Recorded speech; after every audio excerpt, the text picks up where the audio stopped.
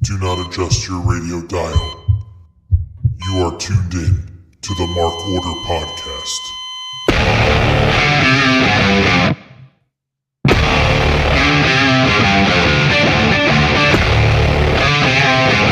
Join the Mark Order.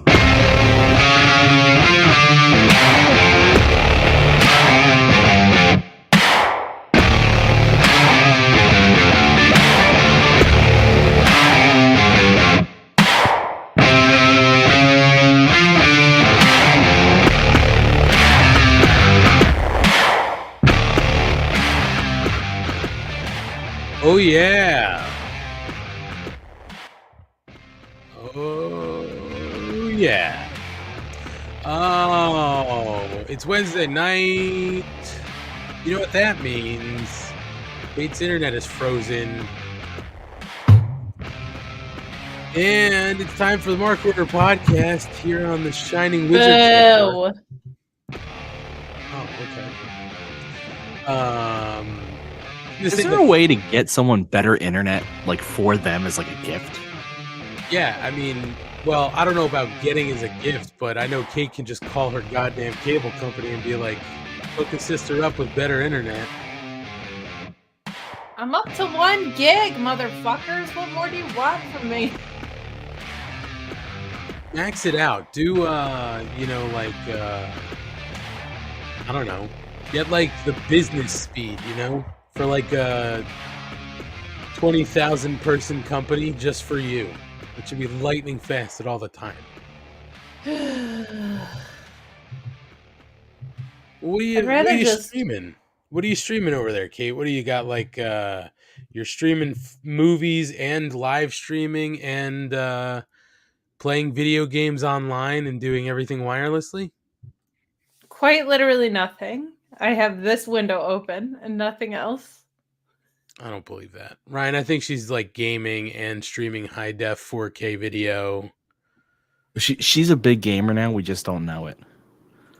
Oh yeah, I've been playing the Fortnite Redemption series. Oh, Kate, I was really wondering if you could pull out the name. Mm-mm. The Pokemon Go MLB 2K ones. MLB 2K, Jesus. All right, Kate, what is your Tuesday night co-host currently streaming as a game? Red Dead Redemption 2, that one I know. Okay. Because I went down a rabbit hole. And that's not even a current game. That's pretty old. Yeah, it was like 2018. Still so fun. It's beautiful game. It is a very pretty looking game. I have to go back and visit it. It's in my back catalog, Schlong. I got to pull it back out. Although if we want to get nerdy in a minute, I joined PlayStation Plus. So now I'm just like, add game. Oh, yeah. I'm like getting all the free games I can. Anyway, it's Wednesday night. It's the Mark Order Podcast here on the famed Shining Wizards Network. If you were watching New Japan the other night, you might have heard the Shining Wizards get name dropped. It's crazy. I not just like on New Japan, on fucking Wrestle Kingdom. Yeah. Well, yeah. The biggest show of the year. It was so cool. Considering they're the B show, like that's a huge deal. Absolutely. Well, Speaking Hollywood of B shows show, there he is. Well, how the turntables. Hi. He's found time in his busy schedule to join us while Kevin Kelly is name dropping the Shining Wizards. He's made some time for the little guys, I guess. I am so fucking tired. You're also in vacation mode. I got one more day. There you go. One more day. I gotta get a lot. You're cruising, right? It was like a catch-22. I stayed up all night, and then I couldn't like sleep away the day. I had to get up and do like a bunch of shit. Did you make it through the whole show? Yes, I came up to bed at 7:30 a.m. Nice. God. I don't know if you saw my tweet. Mommy walked into the living room at like 6 o'clock. She's like, "What are you doing up so early?" I'm like, "Up so early? I haven't even gone to bed yet." Right. Oh man, I couldn't. I made it to Mercedes. I saw her debut and I went to bed, but I could have gotten up. Like, I was almost up for the main event, probably. Like, I was just awake because they closed with Jay White, right? Yes. Yes, it did. I could have watched that match because I was just awake to start my day. Yeah, it was. The 1 a.m. monster and the 4 a.m. monster. Oh, That's it. I had to power through, man. It was really flow. It was going real fast. Like the matches were like bang, bang, bang. There was a great flow to it.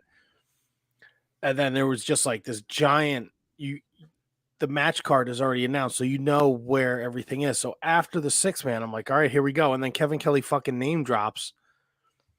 And now I'm like, it's too early to fucking text everybody. Phil Rhea from the Turnbuckle Throwbacks was watching, and he texted me. He was like, I hope you're fucking up and watching this. And I'm like, what's so funny? Because I watched back today. I had it on while I was working, but I accidentally bought the Japanese commentary, so I didn't even hear it. How did you buy the Japanese commentary? Could have just given you my login, Kate. I know. Well, I'll go back and give it because I just had it on it while I was working. I'll go back and watch it proper with the English commentary, but I had bought it just off the website and I didn't think I was going to be anywhere near awake for kind of any of it. And then I was up kind of late and I was like, fuck it, I'll stay up for Mercedes debut. And then I was like, oh, I got to buy this shit. And so I just like quick went to New Japan World. It's not like super clear which broadcast you're buying. Because I think I bought it on New Japan World instead of NJPW Global or whichever it is. I just had followed a link and hit buy. So, but I'm definitely going to go back and give it the attention it deserves because this was one of the best Wrestle Kingdoms till in years. What did my audio do? Everybody made a face. No, Matt reacted to the cat, and I saw him jump back, and I was like, uh-oh. Surprised me. Hey, your co-host got a cat. Speaking of New Japan. Asian Joe says the Shining Wizards name drop was a bigger shocker and upstaged Mercedes debut. So congratulations. Hell yeah. I was honest to God, had I known there was going to be a name drop, I might have tried to stay up for that. Nobody knew. I didn't know. I know you didn't know. Like, obviously, you tell me he was going to name drop. And then, that was so awesome. I'll put it over too. Just great shit you have going on at the Bread Club, man. That preview, and I know you were recording across like 3 different time zones for one of those interviews, but like the preview that you did and all 3 guests that you had, like the perfect perspectives to have in there. And Kevin Kelly's just an awesome guest. You had him up on one other time, right? Before the G1 Climax? Yes. Yeah, we did. Awesome. Just awesome guests. Like knows exactly how to sell you a damn pay-per-view. That's for sure. So really, really good stuff. And yeah, I mean, that's crazy. Like, I want to think Super Jackass with the Wizards podcast was like, holy shit. Oh, from that. So it was like a build. Like you knew after the Muto match that we were getting Ospreay and Omega. So it's like, and then I was like fucking like pumped. And then the match was fucking unbelievable. And then I was like, I so badly want to go to bed, but I have gotten this far, and I know that these 2 guys are going to put on an amazing match. Hi, Nelly. And I just was like, it was bad. Like glassy eyes. I'm looking outside. The sun's coming up. I'm like, I just gotta make it.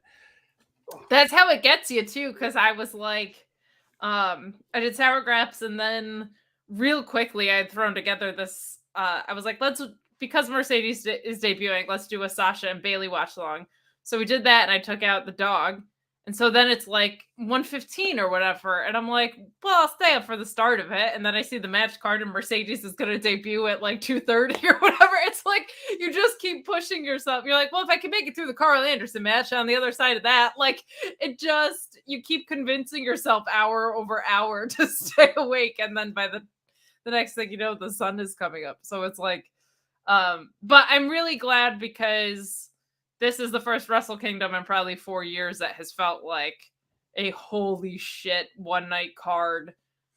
At least to me, like I staying up for Wrestle Kingdom is the most fun thing I think you can do.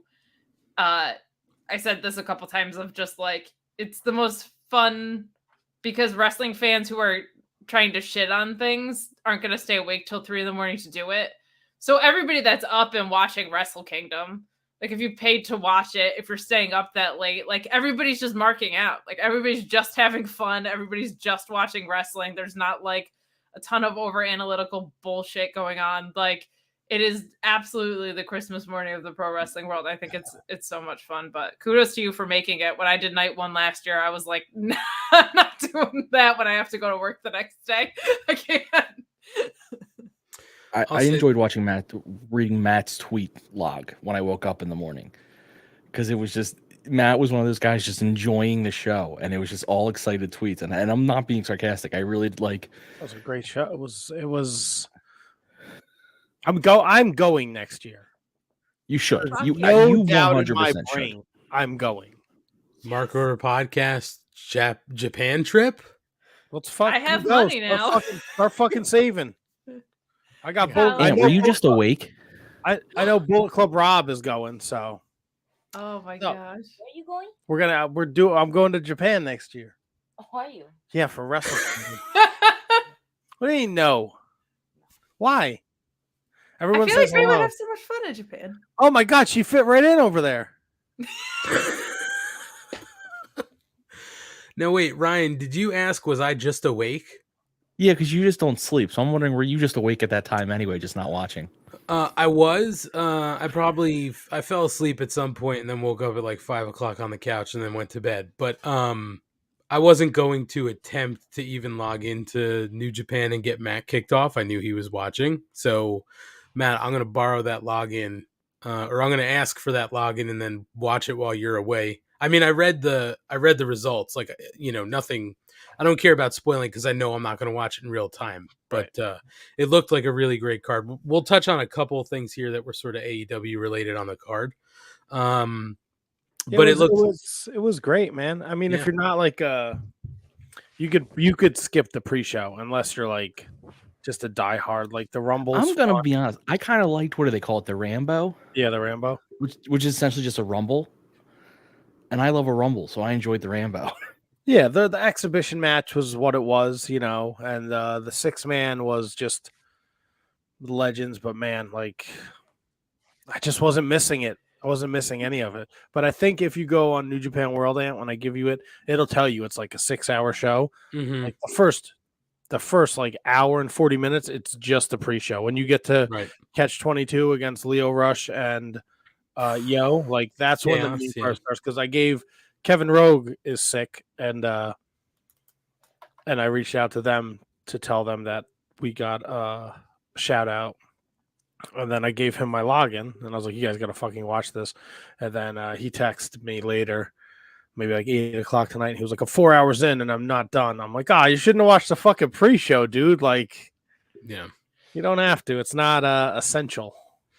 Well, I mean, since it'll be over, like I'll watch it in pieces. You know what I mean? Like I'll watch a couple hours and watch the next few the next day. So it's not that big a deal. But that was awesome. I saw this morning all the kudos on the name drops. That's pretty awesome. And we knew some people over there, right? Bullet Club Rob was over there, right? Oh yeah, Bullet Club Rob was there. Milwaukee Tom? No, but Cabbage Sensei in the chat was there. Yes. For some reason, I thought Milwaukee Tom had said he was going. I don't know why. Or maybe he said he was and it didn't happen. He wanted to, but I don't know if it came to fruition. Yeah, I know Cabbage Sensei was. And then you're... Do we know Cabbage Sensei? Like, personally? Cabbage Sensei's not Kieran, right? No, I know he's in the Discord, though. Okay. Yeah, he was posting pictures from there. I knew too. I was up real time watching him. Well, not for the whole thing, but as he was doing his pictures, they look really cool. Apparently, he must live there because he said, "Come on over," but he just can't house us. So, Matt, you have a tour guide. I got Bullet Club Rob too, who goes like every year. Oh, yeah. And apparently, Kieran just gets tickets from Will Ospreay. So that motherfucker! I sent him a message this morning. I'm like, "Hey, Kevin Kelly gave the Shining Wizards a shout out. I'm like, I need a win, bro. I'm like, you're fucking rubbing elbows with legends. Can I just get the fucking win? He's like, you guys deserve it. That's awesome.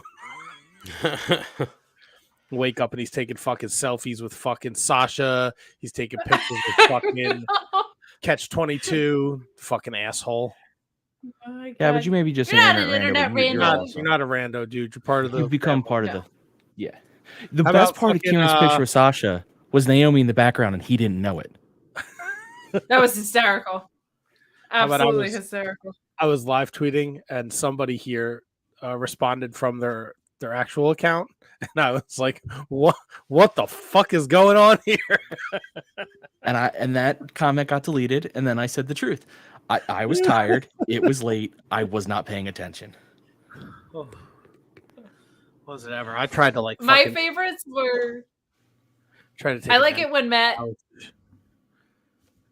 I was when like, I'm Matt gonna nap. comments on someone's look and he says it's wild. Yeah, people look He fucking said- wild. I love it. You're like, that is wild hair. His hair fucking sucks. Tanahashi has the worst fucking hair in all of wrestling. I don't give a fuck how many belts he's had, how many abs he has. His hair is fucking stupid. Man. It's so stupid. I hope he fucking falls and breaks his air guitar. Dickhead. That's a great head of lettuce. Come on. I'd kill for any of that. You know who I think has really stupid hair now? Kenta.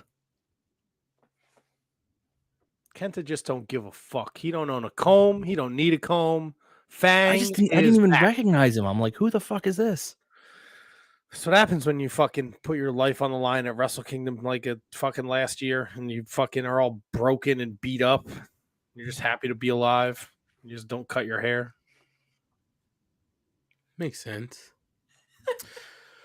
Well, Happy New Year, folks. Yeah, Happy New Year. I already saw you. I know, but I didn't see anybody else.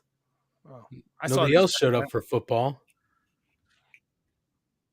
I saw these guys last week. I was like, "What's up?" Kate did not look as blurry, but she looks fine. Am I back? she's- Am I frozen? Yeah, you're frozen as shit. Like Elsa. Yeah, totally. That's the person. So I know, yes, that's the person. So I saw Matt on New Year's Day, and he told me he just hung out on New Year's Eve. Kate, Ryan, any big plans for New Year's Eve? You guys just stay in, hang out. Good night. I hate New Year's Eve, so I did nothing. Why do you hate it?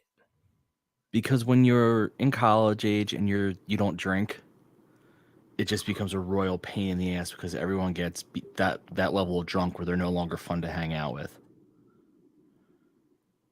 I mean, it makes sense, but now you're an adult. Yeah, but that feeling just remains. I mean, once you hate it, you've hated it for life. That's not true. I hated Yoshihashi, and now I like Yoshihashi. I hated Master Wato. Master Wato really came correct last night. Yeah, Hey, but Kate, they can now I redeem don't. themselves. What has New Year's ever done to redeem itself? Oh, I don't know. I don't like it either. I didn't do anything. I watched the fucking Teddy Hart cat documentary. Mm-hmm. Played Madden. Guy.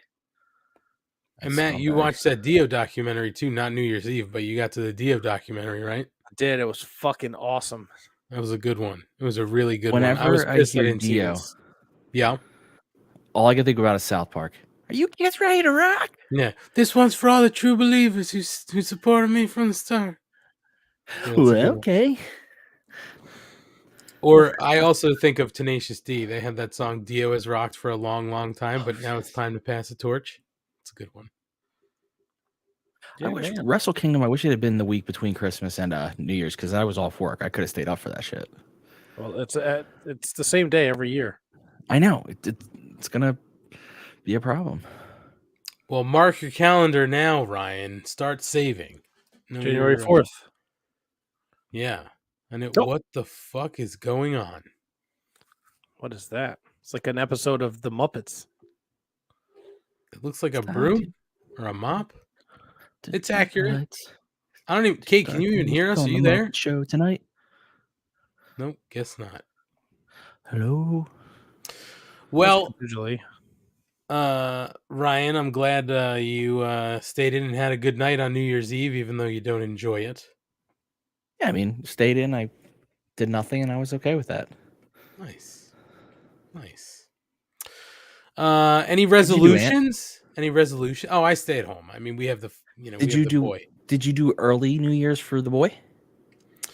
So, I told Matt some of this already. So we took him to a hibachi lunch because dinner can be a little crazy. So we took him to hibachi lunch, and he knew we were going to hibachi lunch, Ryan. But we're pulling in to hibachi. We're literally parking. He goes, "What would be great right now? Stuffed crust pizza."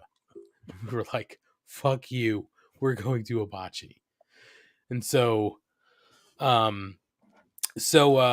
was all amped up because he really likes the soup, which is just clear soup, but he really likes the soup. So he had his soup and he said, "I'm going to get chicken and noodles and rice." And we said, "Cool."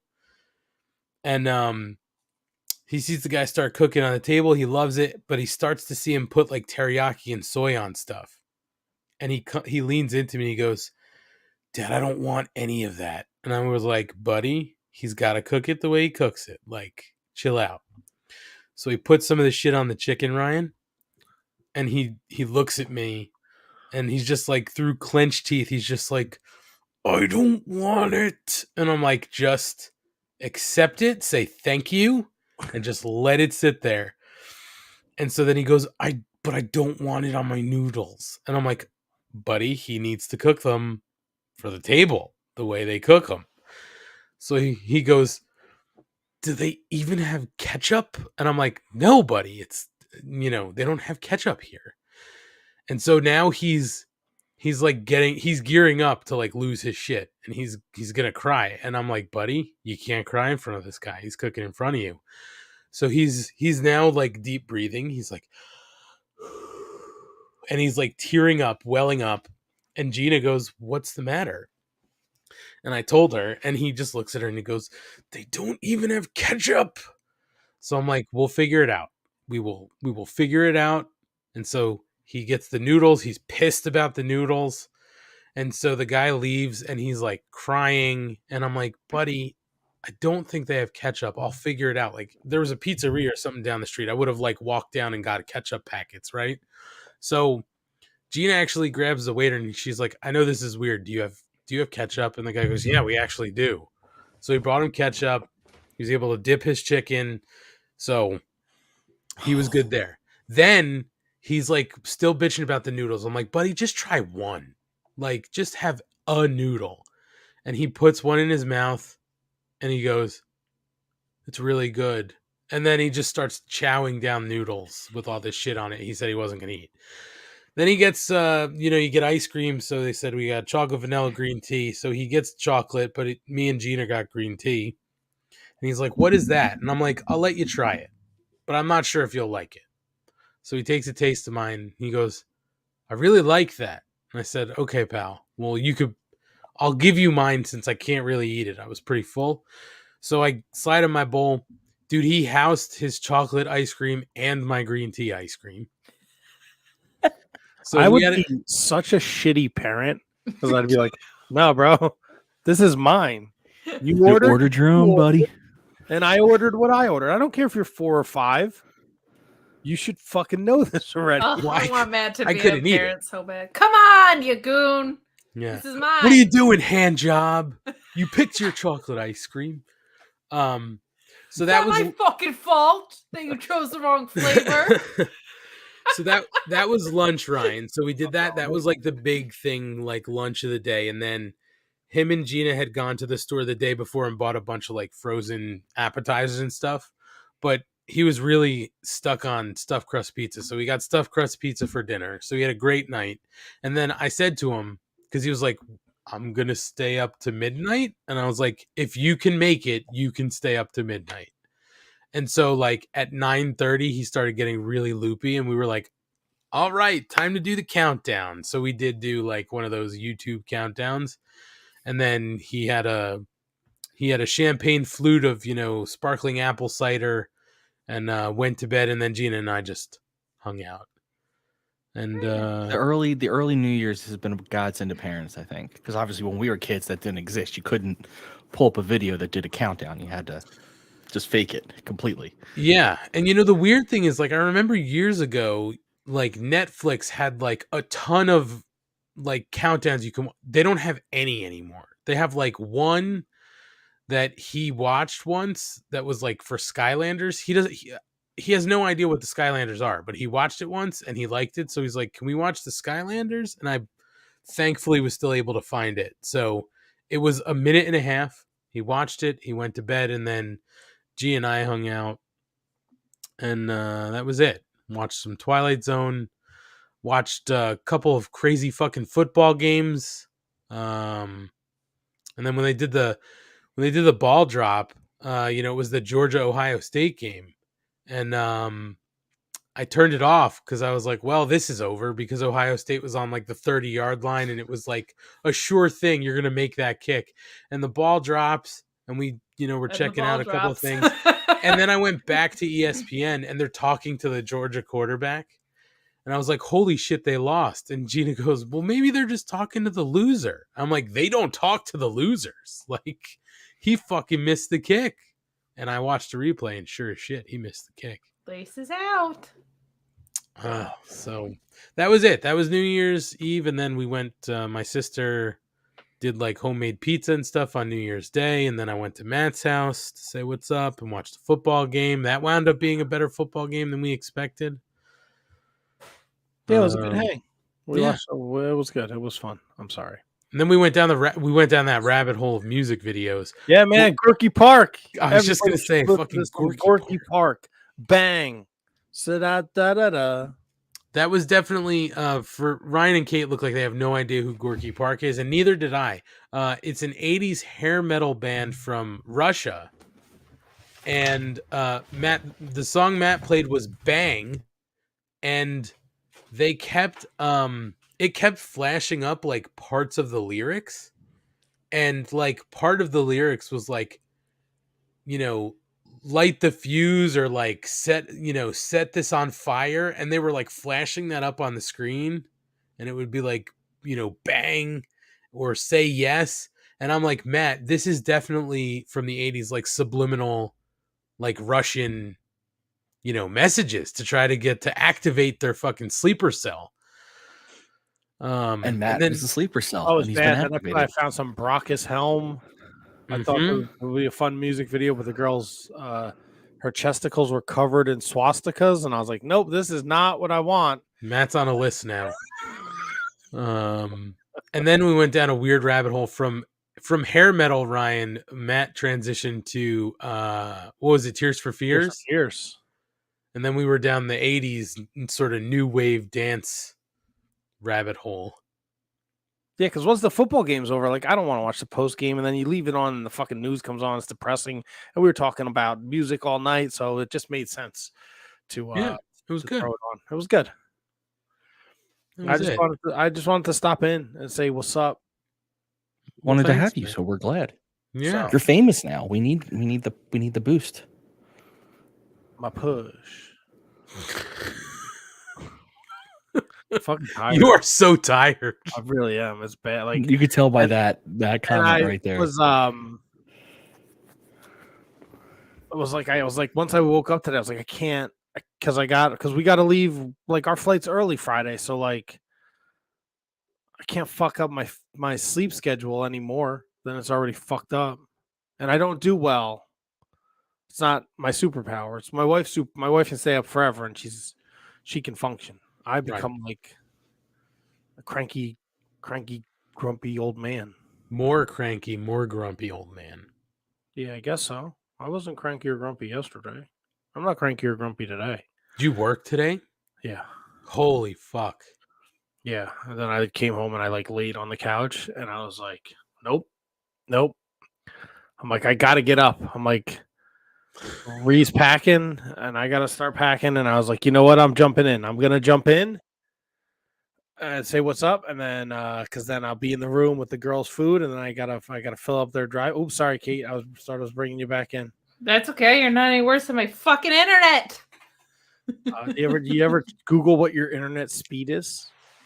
Yeah. Do the Ookla speed test. Yeah, do the Ookla. They're supposed to. Kate, let me see your Ookla. Whoa.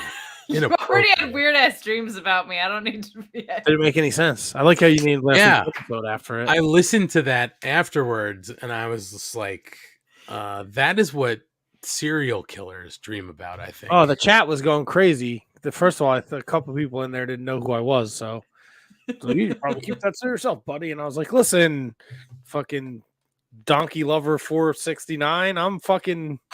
I've been here since day one-ish. Just because I don't show up doesn't mean I'm not part of the show. Get used to my weirdness, brother." That's right. Brother. Dude. Oh my God. Well, Matt. Yeah. You should go get some sleep. I got to pack. I got to put the dry food in for the cats.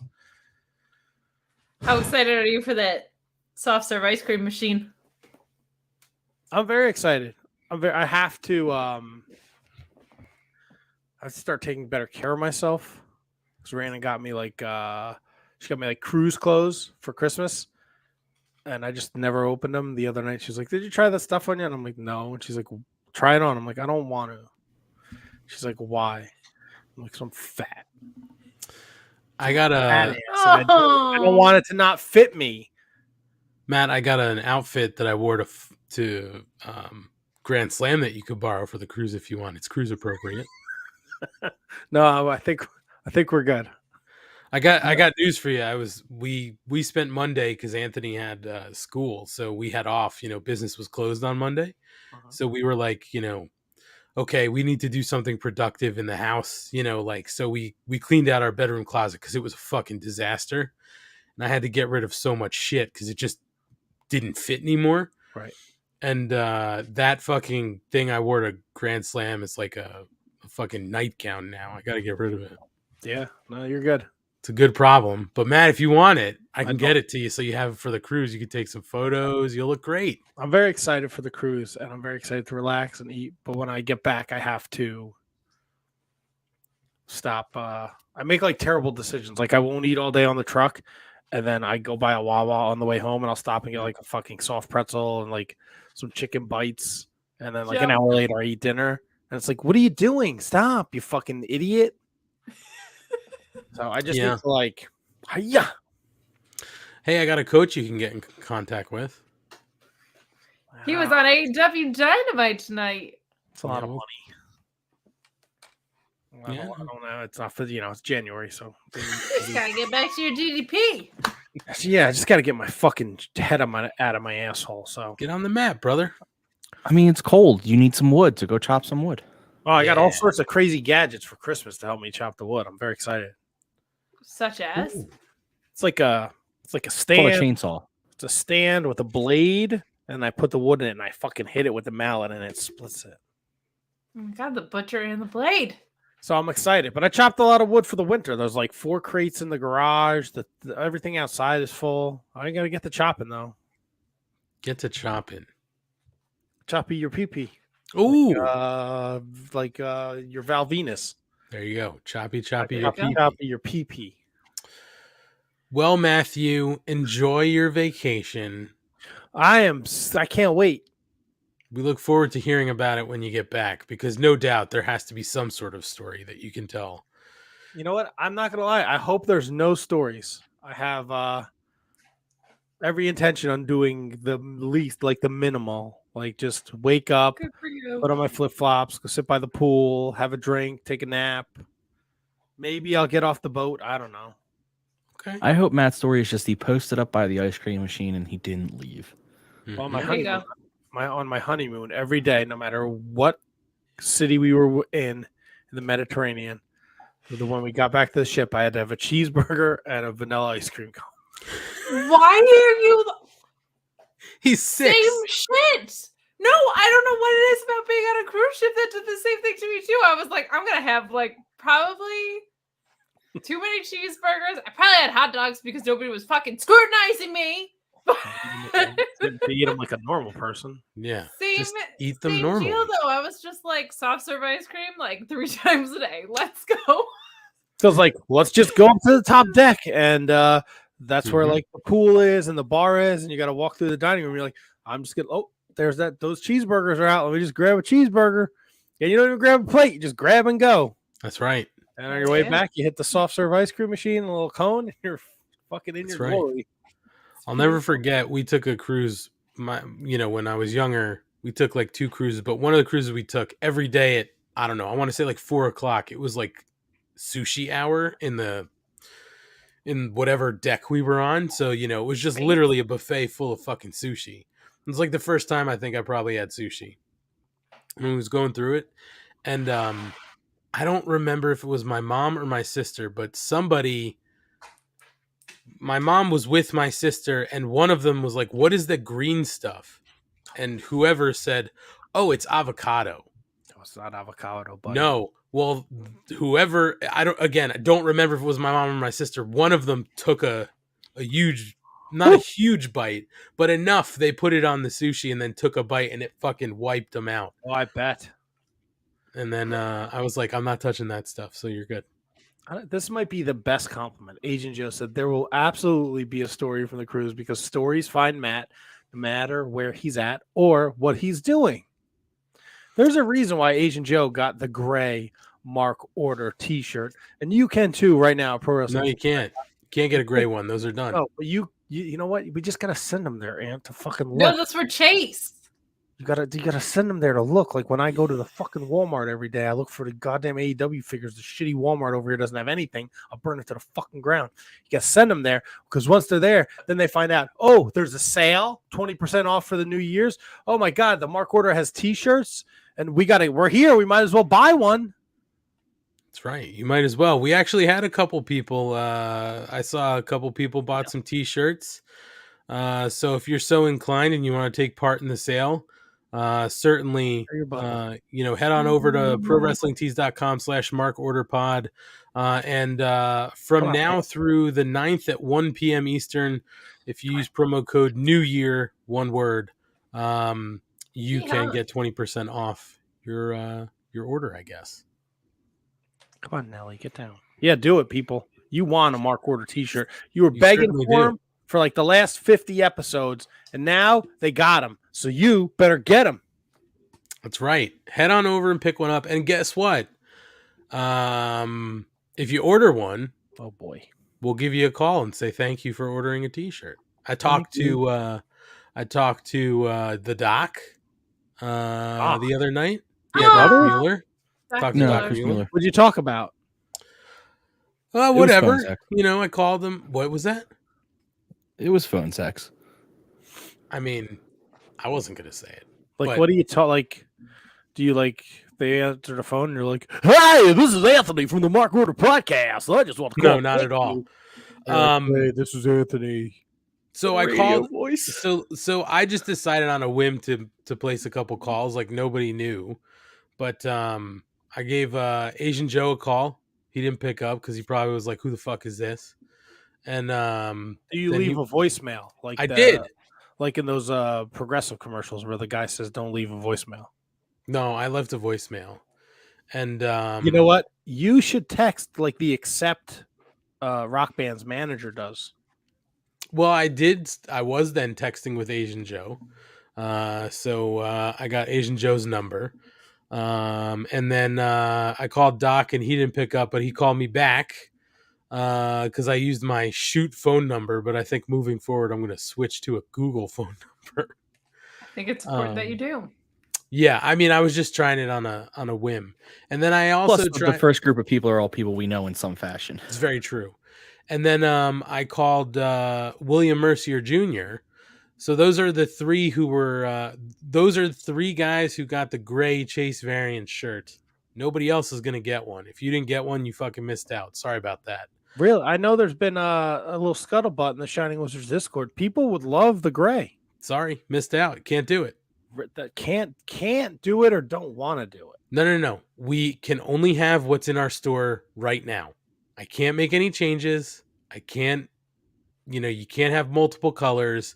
If people want more shirts, more designs, more options, you got to buy more fucking shirts. Have people buy shirts, and then we will be able to put up different options and all that stuff. Right now, whatever's there, short sleeve shirts, black, that's all we got. So, Nelly, what do you want? So I tried to call William William Mercier. That's right. We told you, get it now before it's gone. But I tried to call William Mercier Jr.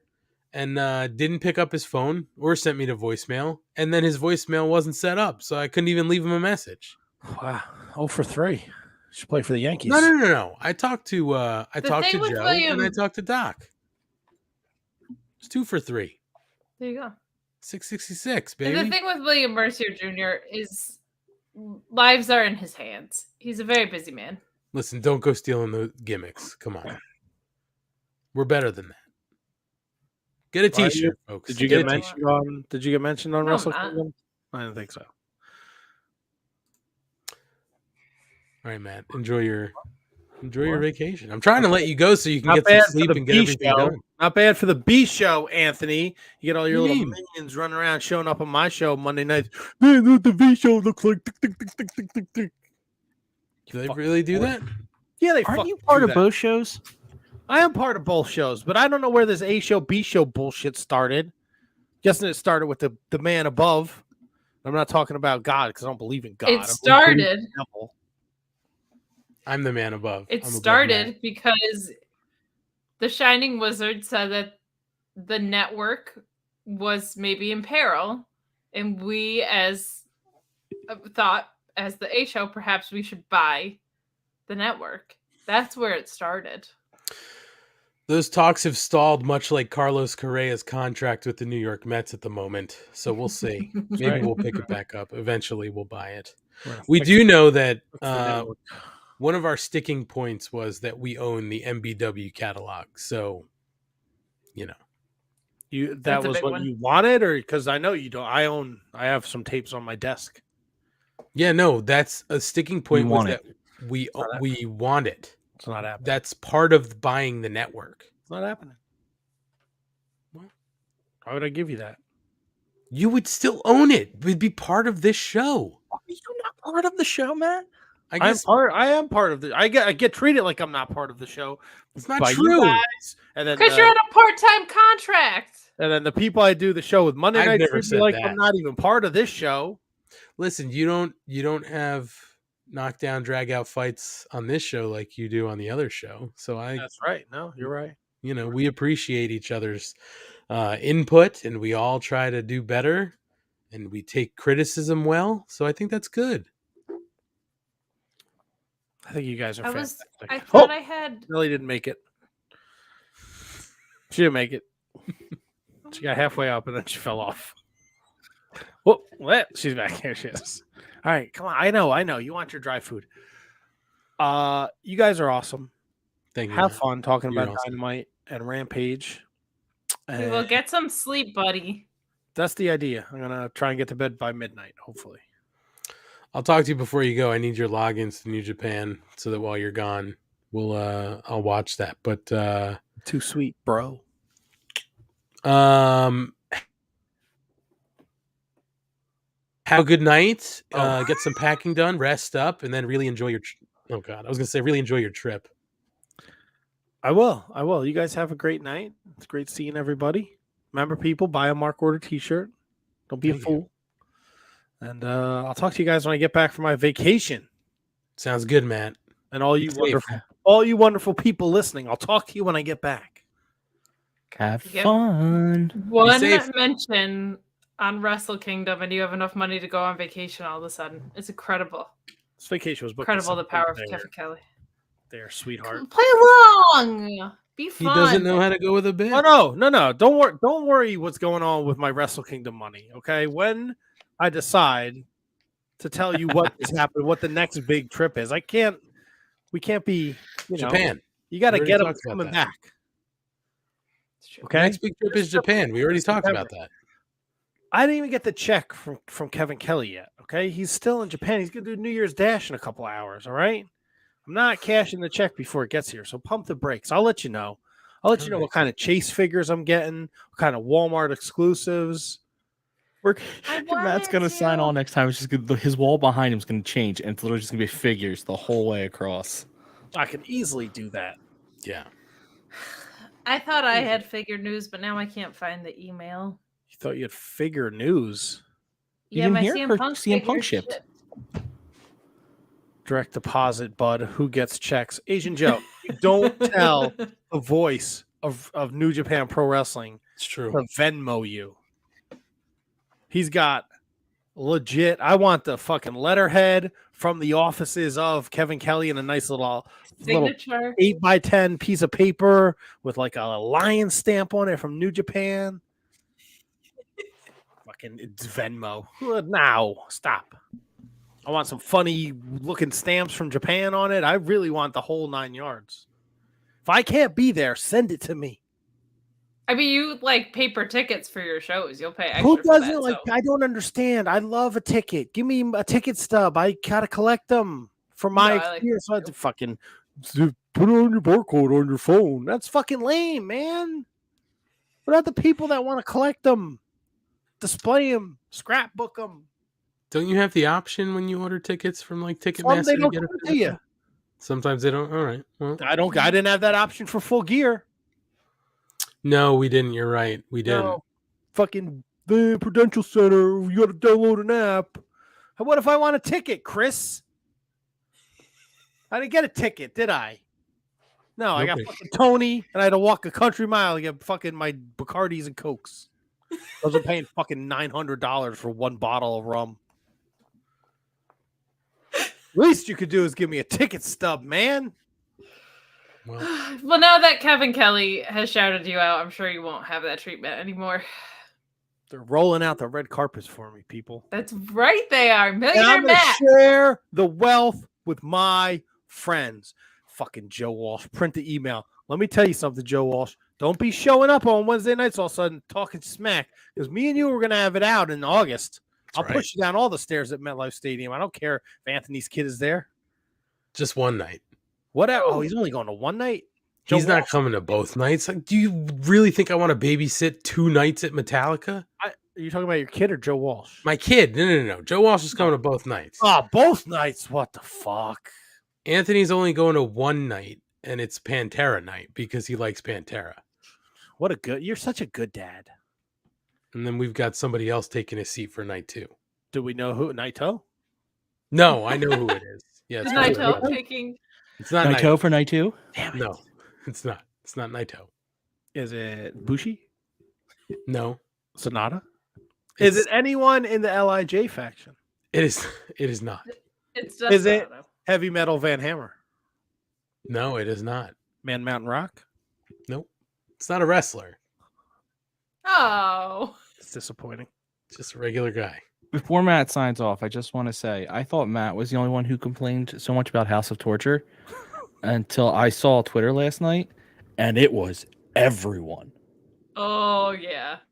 Yeah, nobody likes House. Dick to Go is the fucking worst. Show should have never left Roppongi Bongi. Mm. And Yujiro Takahashi ain't worth his weight in gold if he don't have the ladies with him. And he didn't bring no ladies. He can't be the Tokyo Pimp and show up at Wrestle Kingdom with no ladies. It's true. Failure. That's right. Pimpin' ain't easy. Pimps Well, up, this hose is the reason down. why this Dynamite AEW post show is going to be 3 hours long. So I apologize. It's okay. I'm going to go give Nelly some more dry food like she needs it. Have She fun does. on your vacation, for real. I'm going to have a great time.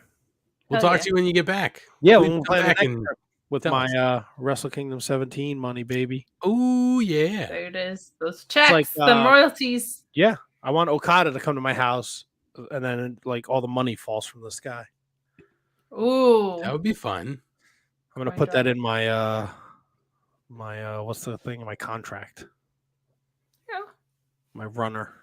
Is that a thing? Ryder? Your Ryder. rider. You're Rider. You're Zack Ryder? I'm gonna put the runner in it too. You have to have a runner that's part of your rider. Yes. The Run Rider. The Red Have fun, Rider. man. You guys are great. Enjoy the Dynamite conversation with these three. You're not going to find a better podcast that covers the AEW than the Mark Order podcast. Stay tuned. And if you want, check out the Shining Wizards. But Monday, maybe not, because I'm not going to be there. Yeah, don't And worry. Kevin Rogue has AIDS. And Oh. I'm like Oh. begging Tony and Kevin to watch. I'm begging Tony and Kevin to watch. New Japan, so, I mean, who knows? Who knows? Yeah, maybe, Joe. Maybe Correa will be signed by the time you get back. Yep, hopefully not to the Mets. Good night. I love you all. I'll see you guys Good night, later. Matt. Love you. Safe cruising. Matt. Bye. Wrap it up. Not like Bye, buddy. not like Hope the gay you find your cruise, dad. cruising on the sea. Yeah, you're cruising. Not like Just For a make bruising? Just make sure you wear protection. Bring a glove. I got flip flops. What? I got flip flops. Sunscreen. Yeah. Oh yeah, okay, I gotta you put do. that in the bag now. Go do that. All right, see you guys. See ya. Yo, he is going to have so many stories and we'll be angry about absolutely something. And we're going to Oh find my out when he gosh. gets back. I'm just gonna say it right 100%. now. I hope he's not listening, so that when this comes true, I can be surprised him. He's gonna eat so much ice cream he shits his pants. Oh, yeah. That's a good That call. is a good one. Good call. Between ice cream and drinking. Yeah. Oh yeah, gambling. He's gonna be at the tables. He'll be winning, so he won't want to go to the bathroom yet. Right. On a And heater. he'll get up to go, and he'll be almost at his door, and it'll happen. The only Yeah. thing that would be better is if Jay White was there to scare off while he was at the casino.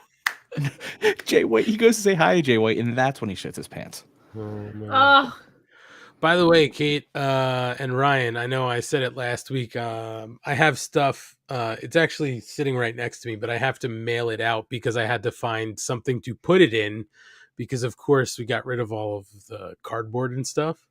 So I had to find stuff to ship your Christmas gifts in.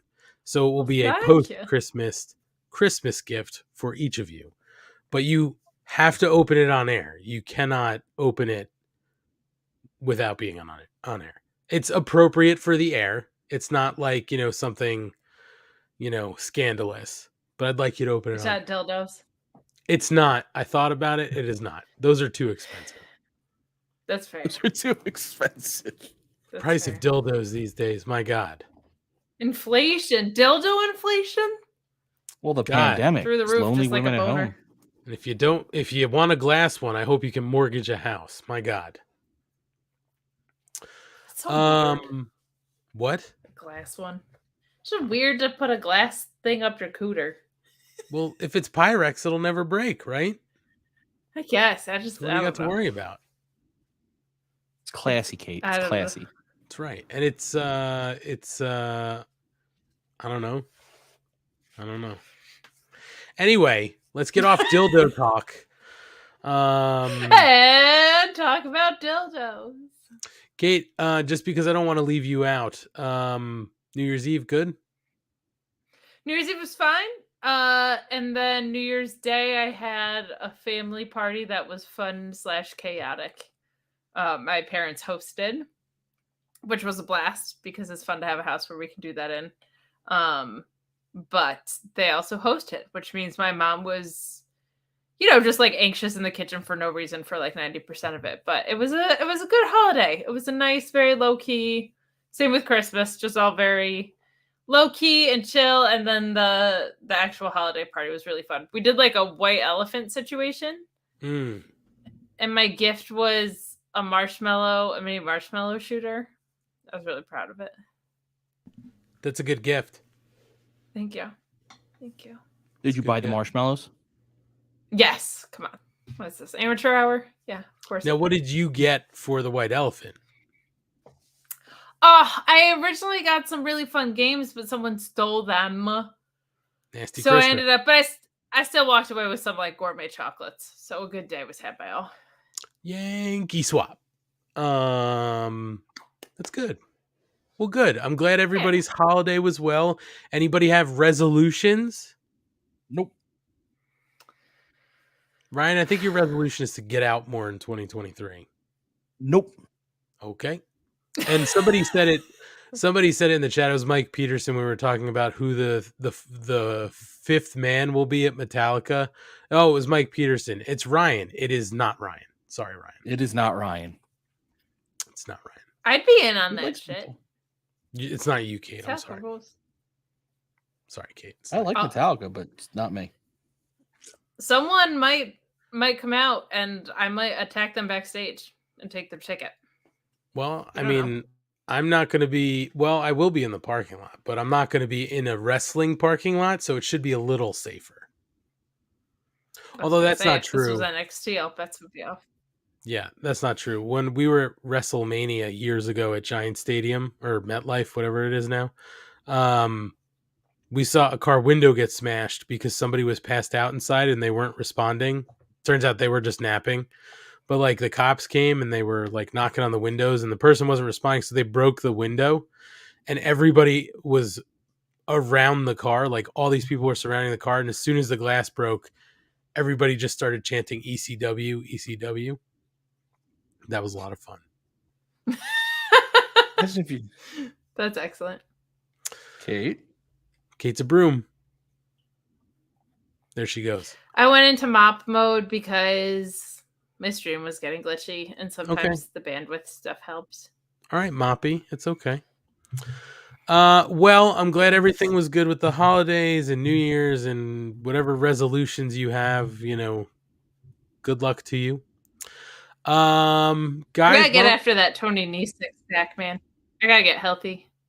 I mean, you can, you can sign up for the thing. Sign up.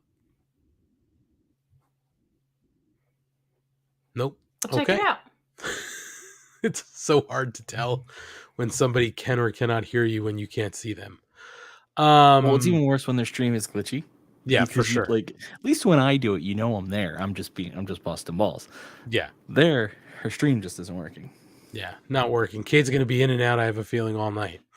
Ryan, why don't we talk a little bit of wrestling? Before we get to Dynamite, let's touch on a couple things. Let's touch on Rampage, New Year's Bash edition. There wasn't, it wasn't a huge show, but I think there was enough stuff to maybe just touch on. We'll run down the card and then we can talk about it. So it opened with Orange Cassidy against Trent Beretta for the All Atlantic title, and Orange Cassidy defended his belt, or retained his belt, excuse me. And then, we're clearly setting up for Kip Sabian this week. So I thought that match was fucking awesome.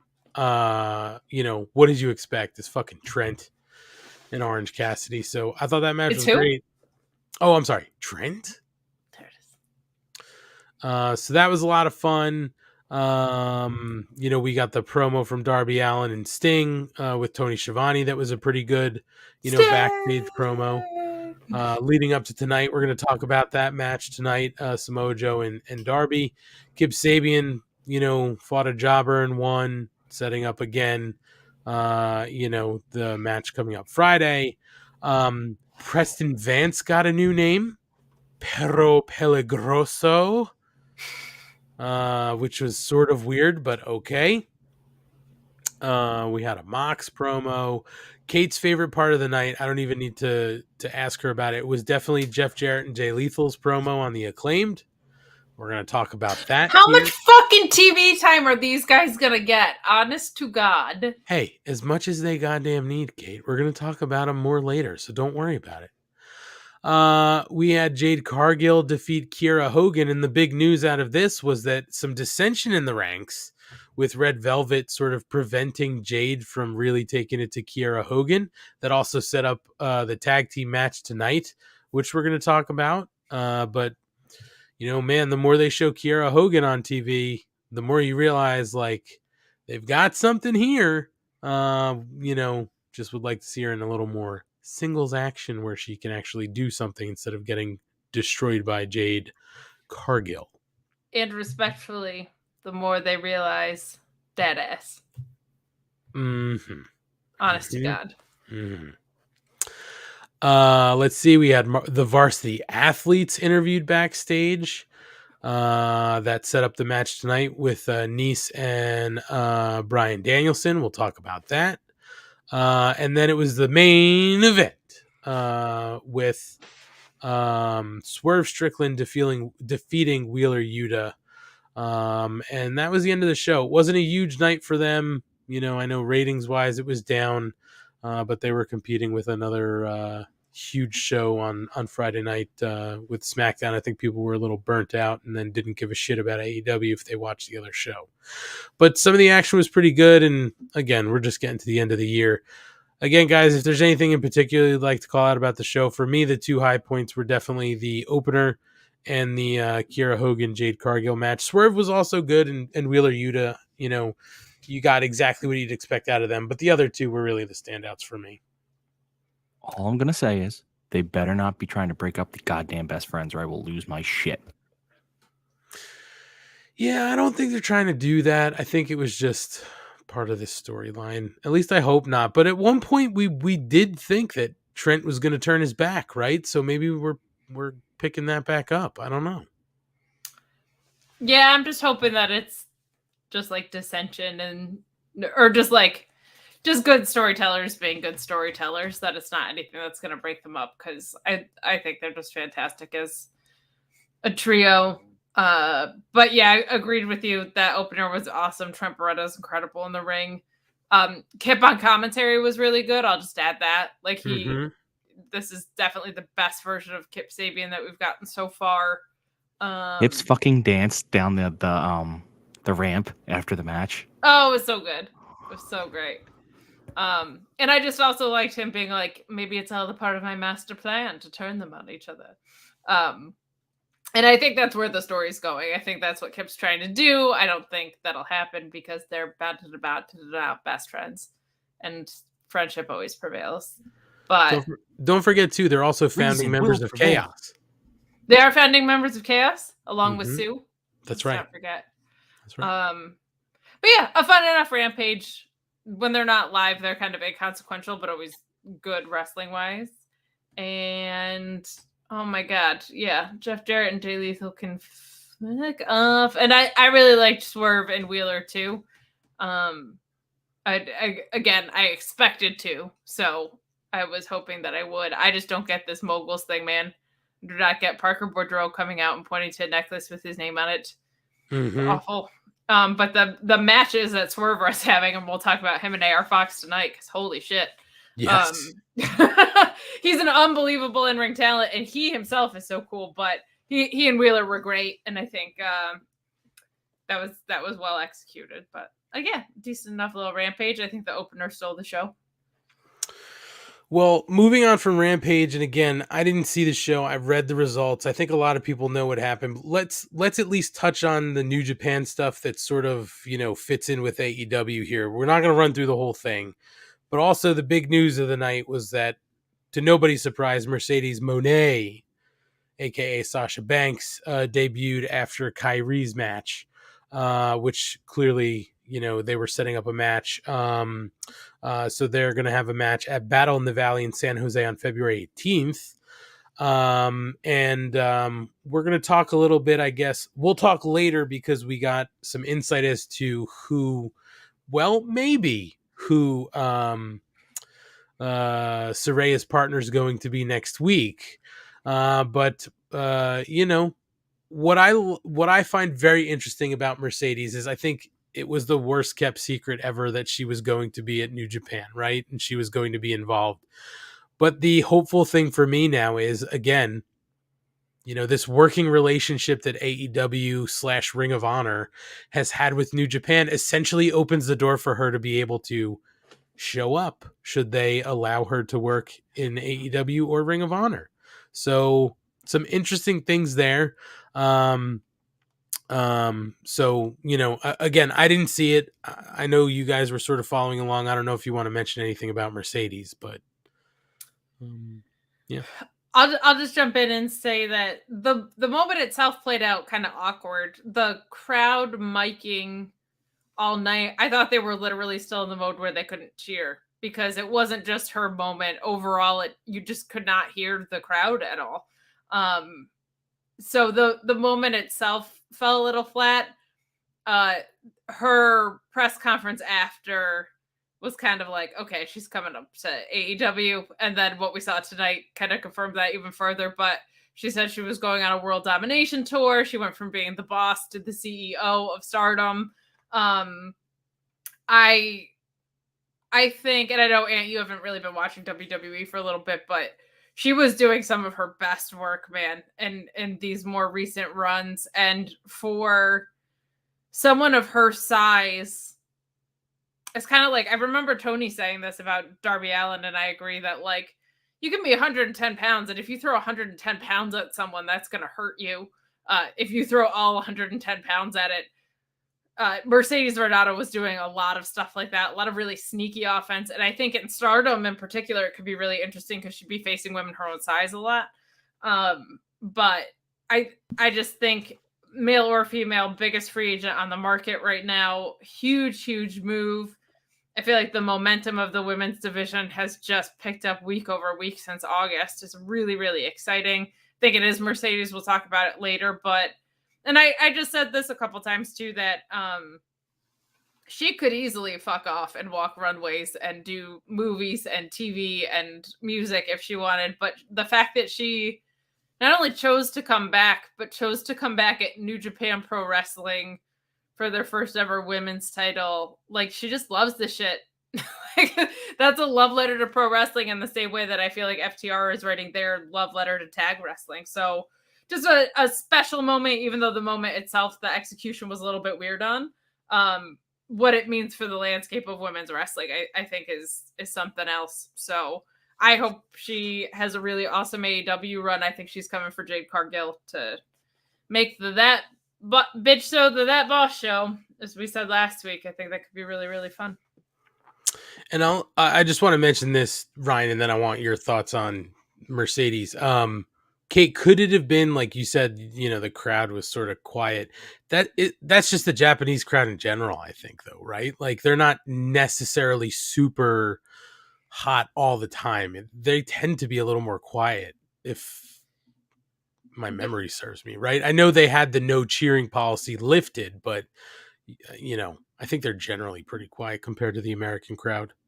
I think it's all of it. I think they're generally quieter. I think the miking wasn't great because even just other things in the night, you could kind of tell from when I was watching. And there's just a language barrier. I don't know if anybody knew what Mercedes was saying.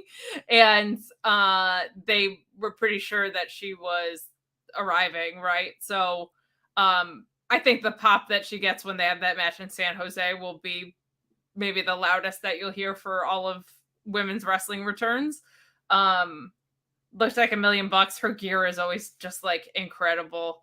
But yeah, I think you're right. They're a little bit more like a golf crowd, right? in general. But I'll also say this, man, the presentations of Japanese wrestlers, like, even Matt doesn't love the Sky Pirate there, but like, her entrance yesterday for this was ridiculous. Like, the presentation has like this reverence around it that American wrestling just doesn't have. And so that was just really cool to see in general, and to see Mercedes Varnado walk into. It's such a different way to re-enter the scene after walking out of WWE. For sure. And Ryan, what did you think? So a couple things. One, I love poorly kept secrets because it can build the hype, you can get excited, but there's still always a shadow of a doubt in your mind until it's like 100% confirmed that, because people have gotten things wrong in the past, deals have fallen apart when you didn't, like, not just in wrestling, across the board. Like, we're talking about Carlos Correa and the Mets. Like, that was first it was a done deal with, San Francisco. Now it's a done deal with the Mets, and then all of a sudden it's not a done deal at all. And that happens in wrestling all the time. So I love the worst kept secrets because you can get excited, but you still doubt it until the music hit. So until she came out, yes, I knew she was coming, but it was still like, okay, I think for the reaction, I'm with you guys. The Japanese crowd's just different. They clap more than the American crowd does. Mm-hmm. American crowd yells. Japanese crowd claps, which is it took me a little while to get used to that. But also, I don't think they did them any favors with the match because the match was very quick. Mercedes came out with her gear, so you almost thought she was going to wrestle, but she didn't. So, like, I think people were like, "What are we getting here?" And listen, it's smart not to have a wrestle because it would have been a waste after Kyrie just had a match. But I think people were confused, like, what is happening? Her walkout stuff looked awesome. She looked great. I think the language barrier on her promo. I don't think the mic was great on her promo to begin with. I think it was a little weak. She I hate to say it, she botched the whatever, but I didn't notice it. But apparently other people did. I'm just saying that because other people saw it, like whatever move she went to put on Kyrie. I didn't notice it because I didn't know what it was supposed to look like. I saw what it is, and apparently it's a really cool move, but the camera angle kind of hit it from me. So I'm just gonna say, like, whatever. She is awesome. She's clearly coming to AEW, but she's huge for Stardom and New Japan trying to establish their. Well, obviously Stardom doesn't need establishment, but New Japan needs to establish having women on their card. And there's just no one better to do it with. I mean, my God, she is of the women in wrestling. Listen, we'll go 4 horsewomen. They're all amazing wrestlers who could clearly work anywhere, but her style might be the best for Japan because she's got that crazy style that, like, I'll throw myself around style, which I just think watching Japanese wrestling kind of fits them a little bit of, like, let's do some crazy shit. So I'm super excited. The rest of the card, if we want, like the rest of the stuff that if we want to talk about it, I did watch the stuff that impacted AEW. I didn't catch, I want to go back and watch like the Jay White match I haven't yet, but I watched FTR's match. Yeah, that was actually the next one up that I was just going to bring up because this is one that's worth talking about, and we're going to talk about it again when we get to Dynamite because it did come up. But FTR going into tonight dropped the Ring of Honor titles to the Briscoes. They dropped the AAA titles. And now here at Wrestle Kingdom, they drop the IWGP tag titles to Haruki Goto and Yoshihashi. So we go from belt collector FTR on the cusp of having every possible belt that they can to having none. It's shocking. I mean, there's a lot of, I think, thoughts out there in the ether, like that, maybe they're headed back to the WWE when their contracts run up. Maybe they're going to just spend some time on the independents and see what's sort of out there. Maybe they're not going to go anywhere and they're just going to stay at AEW. Who knows?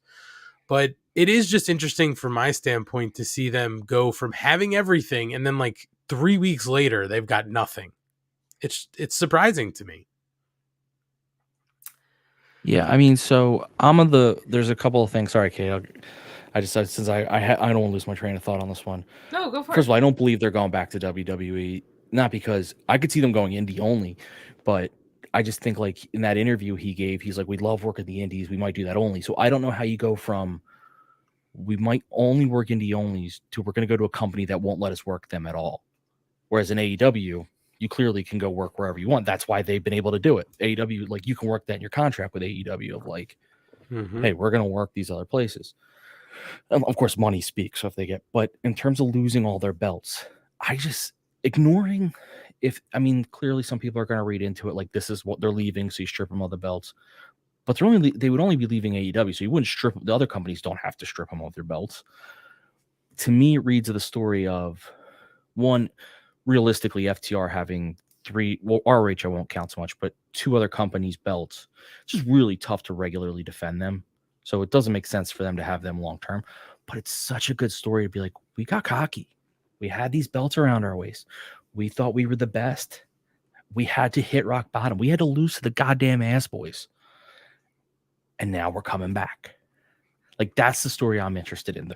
I know Kate's interested in a bit crazier of a story, I should say. But I'm interested in the FTR that lost everything to gain the one title they want more than any. And it also makes AEW look good if FTR's like, this is the title we should have been focusing on. So, like, that's the story I would tell. I think it's one of 3 things because I don't think they're going back to WWE. Just gut instinct. One. I also want to say I don't think they're going to the E. I think after everything that happened with them leaving, I don't think they'd go back. But again, if they get offered some crazy huge contract where you just can't deny the money. And I think it's just kind of weird because I think there's a lot of how FTR was booked under Triple H in NXT. That's a situation I can understand going back to, but that has not translated to the main roster at all. But I also think it's one of 3 things. One, they might just need a fucking break. This is an easy way to write them off TV. Dax broke his ass. He might need to go heal up. he doesn't strike me as the kind of guy that wants to take months off at a time. That's just vibe-wise. So I don't think it's probably that. It could just be a downfall and a heel turn. With nothing else there. I think you want, in general, the Young Bucks and FTR working on opposite sides of the coin whenever you can, if you can make that work. And Young Bucks are pretty well over babyface right now. And I think a heel FTR after the run that they just had could be very, very fun. Or it could be the thing of my dreams, which is that they worked something out with CM Punk. There was a comment that he made on Instagram the other day about working shit out, and he said, duh. Because holy fuck, is there so much money in FTR and CM Punk, which I feel like was something they were lining up to do anyway, and against the Elite with what happened in real life. That is like 6 months worth of feuds right there. I don't know. I think if they could work it out, that could be one of the most compelling stories that you could re-enter. And it also keeps CM Punk away from MJF for a little bit so that he's not near that title picture. But a nasty heel CM Punk coming back with a heel FTR right there is just like a vicious thing to do to a team that just went through a best of 7 and had their own babyface comeback. It would be really great pro wrestling. So could be any of those things. So we'll see. I think we need to leave the door open for the fact that Dax broke his ass and every other part of his body too. And they might just need a few months. Like, that's extremely possible. Yeah, I mean, it is possible. They just need some time off, right? They've been busting their ass for a long time. We'll talk about Dax and CM Punk a little later in news and notes. We'll touch back on this, so that will come up again. But yeah, it's going to be interesting to see what happens with FTR, regardless of whatever they decide to do when their contracts do run up. The last thing to touch on, obviously, that is directly AEW related was the big match, and the build up to this match was fantastic. Will Ospreay and Kenny Omega for the IWGP US Heavyweight title. Kenny Omega winds up defeating Ospreay. So Kenny Omega back on top of the mountain at New Japan. And, obviously the day after the Elite returned, they put out that awesome video of Kenny Omega, speaking Japanese and English, calling out Ospreay, talking about how he just can't fill the seats like Kenny Omega can, and they want to blame the pandemic, but it's not. It's just Will Ospreay. That was awesome. And then the press conference leading into the pay-per-view was just fucking fire on both sides. So the build for this was awesome. I can't wait to see the actual match because, I mean, what the fuck else would you expect but an A+, 5-star match from Kenny Omega and Will Ospreay? But, interesting, Kenny's got the belt, so the belt, maybe he's going to show up on AEW television, and we'll see sort of what happens. But, yeah, I don't know if you guys want to talk about Kenny Omega winning the belt back. Watch this match, and first of all, it's amazing. Of course. And I did not think he'd win. There was just not. I thought this was a passing of the torch match. I thought this was a clear. Now, I don't know enough about New Japan to be like, oh, this is where they're going in the booking. So I don't speak about that because I'd be literally talking out my ass. Nobody knows where New Japan's booking is going. It's the most batshit booking across the board in general. So, but Forbidden Door 2 could be a rematch. I fully expect Ospreay will get his win back at some point. But holy shit, the match is amazing. And I think it's just really cool that Kenny's.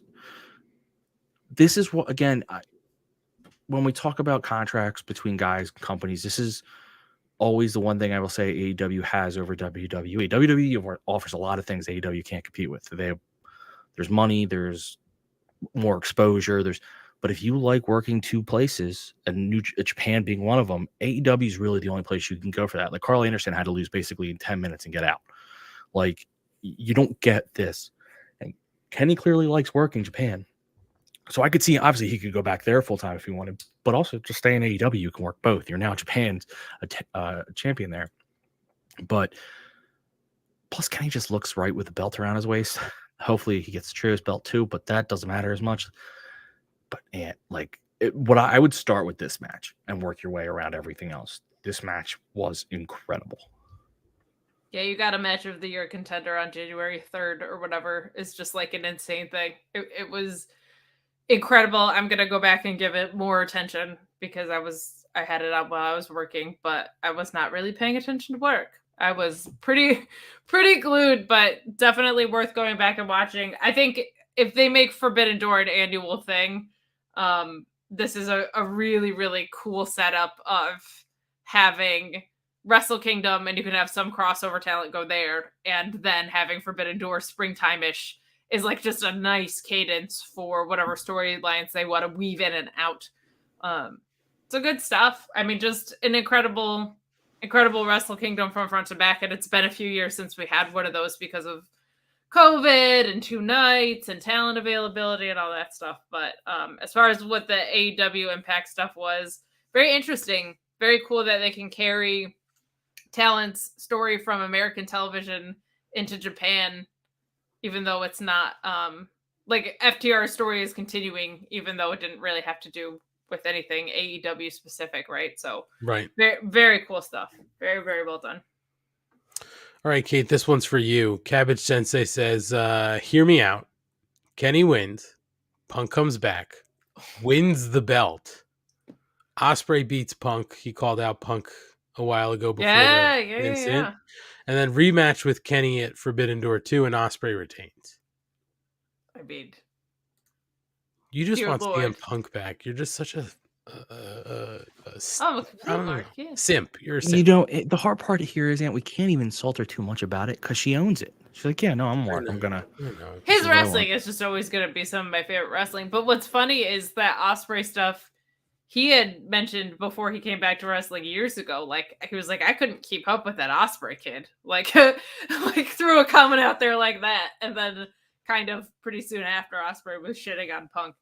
So, I mean, just the idea of Punk versus Omega after what happened is that's a great framework for it. You can make money however you want if you're gonna have him come back and you're gonna do that story. Like, my goodness. Yeah, for sure. Well, I think that's all I really wanted to touch on with New Japan. That was direct impact to AEW. So it wasn't Impact, it was New Japan. My apologies. You're correct. Idiot. Sorry. Nobody would give a shit if it was Impact.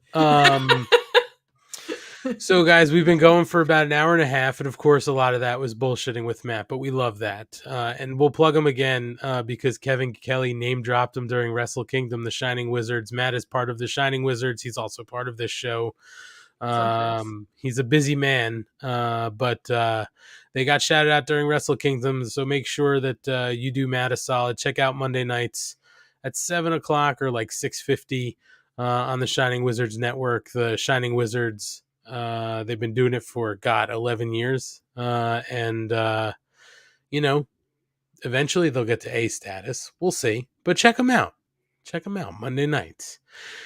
And we're going to step aside for a minute, catch our breath, and then we're going to come back and talk about Dynamite show tonight. The new era of Dynamite for the first AEW show of 2023. So let's take a little break. We're going to play some old commercials, maybe new ones coming in 2023. And we'll be right back. Everyone knows a lot of things can change in the span of 10 years. But when it comes to professional wrestling podcasting, one thing is still guaranteed. The Shining Wizards is the only place to get all the latest wrestling news, interviews with the greatest guests, and of course, tons of laughs in discussing the world of wrestling. The show is still available on Monday nights at 7 p.m. East on rantdmradio.com and Rant Entertainment Media on the TuneIn app. And it's still available on all podcasting platforms. To check us out, head over to shiningwizards.com, where it's still wrestling talk and talk about wrestling. Because of the obvious threat to untold numbers of citizens, and because of the crisis which is even now developing, this radio station will remain on the air day and night. This station and hundreds of other radio and TV stations throughout this part of the country are pooling their resources through an emergency network hookup to keep you informed of all developments.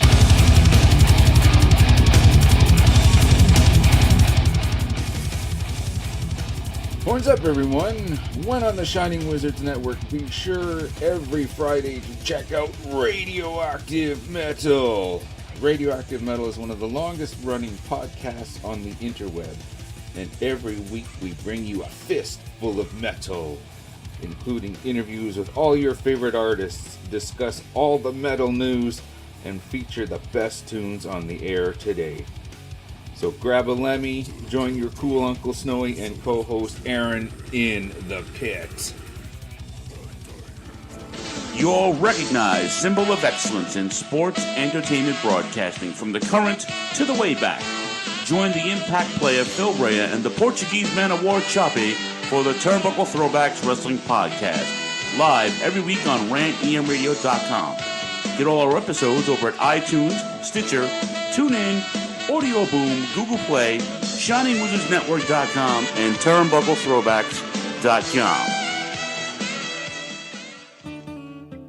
Are you tired of being told what to think and believe by Hollywood elites and politicians who just don't care about you? Tired of not getting the truth when you watch the news? Tired of trying to figure out what pronoun to use? Tired of mob mentality when all you want to do is think for yourself and make up your own mind? That's where we come in. This is Justin. And Vince. Your host of Inconclusive Breakdown. We are a weekly anti-PC podcast bringing you entertainment and current event news without any spin. If you want to truly stay informed on what's going on in the world, then give us a listen every Sunday, anywhere you get podcasts, at least till Zuckerberg and Twitter Jack deplatform us. And as always, we're proud members of the Shining Wizards Network. Tired of the PC police telling you what you can and cannot say? Want a show that travels back to the 80s and 90s, where the badass hosts have beaten down cancel culture on 3 separate occasions and carried on to gloat about it? Since 2013, The Midnight Jury is that show. Travel back to the malls and arcades, pop in your VHS, and join us where the 80s and 90s return from the dead. Conan, tell them where to find us. WLWstudios.com, home of the Midnight Jury podcast, hosted by Midnight Mike and Calvin Brody. Also available on all major podcast platforms via the Shining Wizards Network, and join in the conversation on Twitter at Midnight Jury.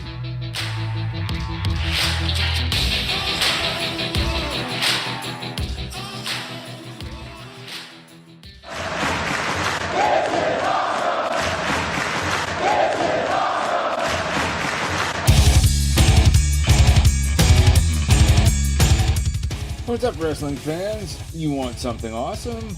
Check out Wrestling Night in Canada here on the Shining Wizards Network. We're 3 Canadian metalheads uniting for the love of pro wrestling. Every episode we go over all the latest news and special events with the odd unique interview as well. So grab a cold one and check out Wrestling Night in Canada, eh? Well, some of us are back here on the Mark Order podcast. Ryan, I always laugh because Kate inevitably gets up when there's like 10 seconds left in the break. We're just going to leave her blank chair. Well, look who's back. She can't even hear us. Well, let's take care of some business, Ryan, while we wait for somebody to settle back in. I'm back. It was a game time decision. I had to pee real bad. Boy, oh boy. Let's take care of some business for ourselves before we get into Dynamite and talk about the show. So we mentioned it before, but we're going to mention it again. Check out our Pro Wrestling Tee store if you're so inclined to spend your hard-earned money on a t-shirt showing your support for us. You can head over to prowrestlingtees.com/markorderpod. They're running a 20% off New Year's sale from now through January 9th at 1 p.m. Eastern. You can get 20% off with promo code New Year, all one word, at prowrestlingtees.com. So head on over and check out our t-shirts. We've got our mic check logo, our Mark Order Broken Name logo, the double-sided Join the Mark Order shirt, as well as the double-sided Two Mics t-shirt. Seems like a lot of people like that mic check logo. If you like that, then you probably like this Two Mics double-sided one. I mean, do whatever you like, but that logo shows up twice on that shirt. God, trying to upsell. I'm just saying, listen, I don't care. Listen, I am surprised anybody wants to A, listen to us banter all night, and B, would really want to spend money on something that we have out there. So it blows my mind when I see people are actually buying shirts. So thank you to everybody who's bought a shirt. And I mentioned it before. If you buy a shirt, make sure you, leave your phone number, because I'll give you a call and chat with you, say thank you. And, we could talk about whatever for a little bit. So thank you to everybody who's gotten a shirt. If you did get one recently, I'll be giving you a call at some point here. So if you don't recognize a number from New Jersey, just pick it up, because it's very likely me calling you. He's probably... But if when you pick it up, it's just heavy breathing, it's me. For sure. I was going to say, if you want to call us, it's like one of those 1-800 text flirt numbers. Yeah. Oh, yeah. We can do like a 900 number. That's fine. I feel like I never see those commercials anymore where it would be like text flirt, and it would be like a girl with hardly any clothes on, just in a chair on her phone. Well, with like OnlyFans and shit, they don't need to exist. Oh, that's a really good point. They cut out the middleman. Entrepreneurs. I will say this. When I was in 8th grade, I had a cell phone. I was one of the first of my friends to get one, because I lived far away. A cell phone. I don't care what you're making fun of my accent. I'm owning it. No. I was just making sure it was a cell phone. Because I was far away from home. So like I live far away from all my friends. And one of my friends grabs my phone. He calls this number and he's like, didn't work. Why don't you see if this works for you? Calls it like 3 times. And I don't realize what he's doing. On the 3rd try, I pick it up and he called a number called 1-800-BIG-BEEF. 1-800-BIG-BEEF was a gay male phone sex line. Mm-hmm. Whatever. That was how Ryan got his first job. Yes, but I'd like to point out I'm in 8th grade. I'm not paying my phone bill. I'm not seeing my phone bill. So my parents saw my phone bill. So my mom just goes, I don't think anything's going, like, again, you're in 8th grade, so regardless of anything, she doesn't want you calling a sex number. It could have been one male, whatever. That's not the point. She goes, I don't think you're doing anything because you called it too many times in succession. It's clearly, what is this? And I'm like, I can't explain. She's like, don't give your phone to your friends. Mom, no. Hey, Asian Joe said he'd buy another shirt if Ryan will call and speak of nothing but elongated O's. You prove that you buy another shirt, I will call you and I will say whom all day. I'll get a hoagie and we'll talk about whom. Let it go to voicemail though, so that you have it forever. Yeah. Just don't pick it up. So you can pick up a t-shirt. If you don't have the money to spend on a t-shirt, make sure that you're following us on our socials, at Mark Order Pod, Twitter, Instagram, Facebook, TikTok, all those places. YouTube even has it. Hit up our link tree, and there is a link in the link tree so that you can request free stickers. So all you got to do there is leave us your name, your email, your full mailing address, and the country you live in, so that I can send you out some stickers. That will cost you nothing, but it still shows you support us, and we appreciate those of you who picked up stickers as well. So we have a new friend in the chat who says the logo is solid, makes having the stickers a W. I don't think we've had Eoins 15. Eoins? Eoins. Yeah. I mean, listen, if you order a t-shirt, you can certainly also request stickers. There's no problem doing that. So make sure you're hitting us up for both. If you're getting a shirt, hit us up for stickers. If you're not sure if you want a shirt, get some stickers and then order a shirt. And listen, you could put the stickers to cover some parts and it's like you have a shirt. That's right. If you're getting a shirt, pick up a shirt. Give us more of your money. Sure. You're getting a shirt. Pick up more shirts. Too. You get a shirt? Right. Grab a shirt. And also, by the way, they probably don't know how to fit. Get a couple sizes.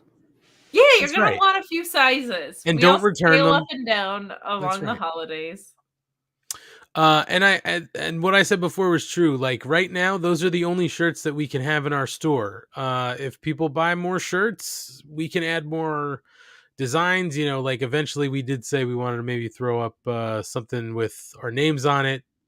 Kate has said enough fucked up shit on this show where we could come up with some Kate design. I want to fuck Peter Avalon as a shirt. I don't know if that would go over well.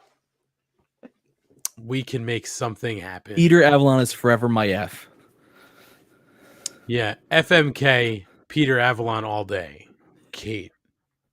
Very good. Now, this may be inside baseball, but I don't really care, and people in the chat might find it interesting. What is the is it a purchase limit, or is it a number? Like, is it like a money amount? Is it total of shirts? I'd have to look They it don't up, tell you? Ryan. I'd have to look it up, to be honest.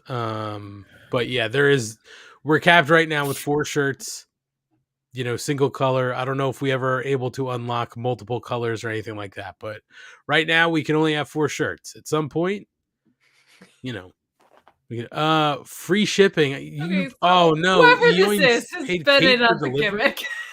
Oh no. So yeah, there's the business. And 4 also installments of $20.99. You can get your free stickers. just don't pay Kate. You're definitely getting taken if you're paying. Pay me. No, don't pay Ryan either. That's not going to go anywhere. I guarantee you this. If you send me the money, it's going to go into our show account, and we'll have money to spend on other things for the show. It'll go into the account of someone on the show if you send me the money. No. That's not the same thing. Twitter tips are on. By the way, here's something from a programming note perspective. So they did absolutely zero promotion for a Battle of the Belts 5 and didn't know about it until, I don't know, last Friday. So normally we would do a post show for Battle of the Belts, like a bonus show. But usually I'm part of that. I can usually rope Mrs. Money into that. Sometimes we might be able to pull somebody else in.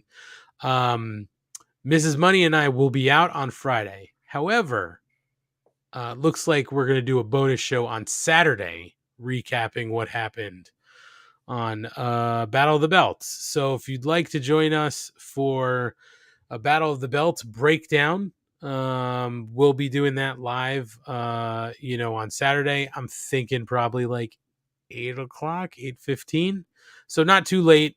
So feel free to check it out. But we'll tweet it out when we decide, or we'll put it on social whenever we decide, what time. So just keep that in the back of your brain if you'd like to join us. And we're going to run through those cards after we get through Dynamite tonight. But guys, let's get into Dynamite. It was the dawn of a new day, not the new day, a new day, a new era. It's a new day. Yes, it is. A new era of Dynamite. And they started with a new intro video featuring a lot of lasers, same song, but a lot of lasers. And then they opened up to the new set. And the new set, to be honest, guys, I thought it was pretty cool. A lot of LED screens. They did away with 2 tunnels, but they still have 2 entrances from each side of the stage. Now, the one thing, by the way, Go I ahead. just made a thank God in motion, and I don't want any people to get confused. My thank God wasn't getting rid of the 2 tunnels; it was keeping 2 entrances. A heel and a face entrance, yeah. Yeah, I love that. So I just want to make sure people understand. I love that they kept a heel and a face entrance. Yes. Also, just to correct this, so we keep saying Eoin. It's actually, he let us know it's Owen from Ireland. And I don't remember if the stickers I shipped to Ireland were for Owen here. But if they were, I'm glad that hopefully you got the stickers, because when I was mailing that, I remember looking at the address and being like, this looks so fucked up. I don't know if it's ever going to get there. But they never came back to me. Owen, isn't there supposed to be an accent on it though? Well, I mean, I'm just curious because the Z and no accent were throwing me off. I'll be quite because I have a cousin. I also named want Owen to know if so. Owen is joining us live because is his body clock fucked up from Wrestle Kingdom? That's what I want to know. Let us know in the chat, Owen. But thank you for correcting us. We and definitely, thanks for hanging out too. for sure. But if I pronounce it wrong, my cousins now are going to kill me. I got cousins named that spelled like that. Well, thanks a lot, Ryan, for making Yeah, me and Kate Ryan. look like assholes. Yeah, Ryan. They're across the Atlantic. They can't hurt me. So back to the new setup for Dynamite. I like the look. The one thing I said to Mrs. Money actually, seeing the way they had the new entrance, I wonder if there's still something for them to climb up to on those two smaller screens and jump off of, because that's something they did a bunch with the two tunnels, right? Somebody could climb up to the tunnel and then dive off of it.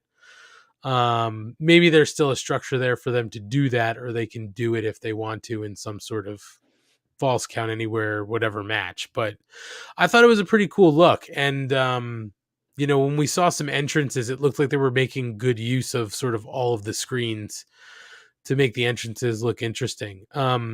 The other thing, and it's not sort of the set wise, but I felt like the production was a little different all night too, right? Like I felt like at certain times, especially during the first match, Jericho and Ricky Starks, we'll talk about it, but I felt like during that first match, there were some production choices that were made that they haven't necessarily made before. Like they held on Jericho in the Walls of Jericho, the Walls of Jericho, like for a while, and then they moved around to the back and they cut back. But it wasn't distracting. I just felt like some of the production choices were a little different tonight in a good way, a little more refined. That doesn't necessarily take into the account, apparently, the broken mic that happened. It is 5 a.m. where Owen is, and Wrestling Kingdom has not helped. That'll do it. God That'll damn. jack up your sleep schedule. I don't want to. I have questions, Owen, but I don't want to take up our show time asking 1,000 questions about where you are. I just want to see if it's anywhere I've ever been. I understand why they did the new set. I kind of like the old one better, but this looks a lot better for social media. It looks a lot cleaner. I think it's going to be a lot better to travel from city to city with. I think it's just an easier pick up and deploy. I kind of like the tunnel look. I don't know.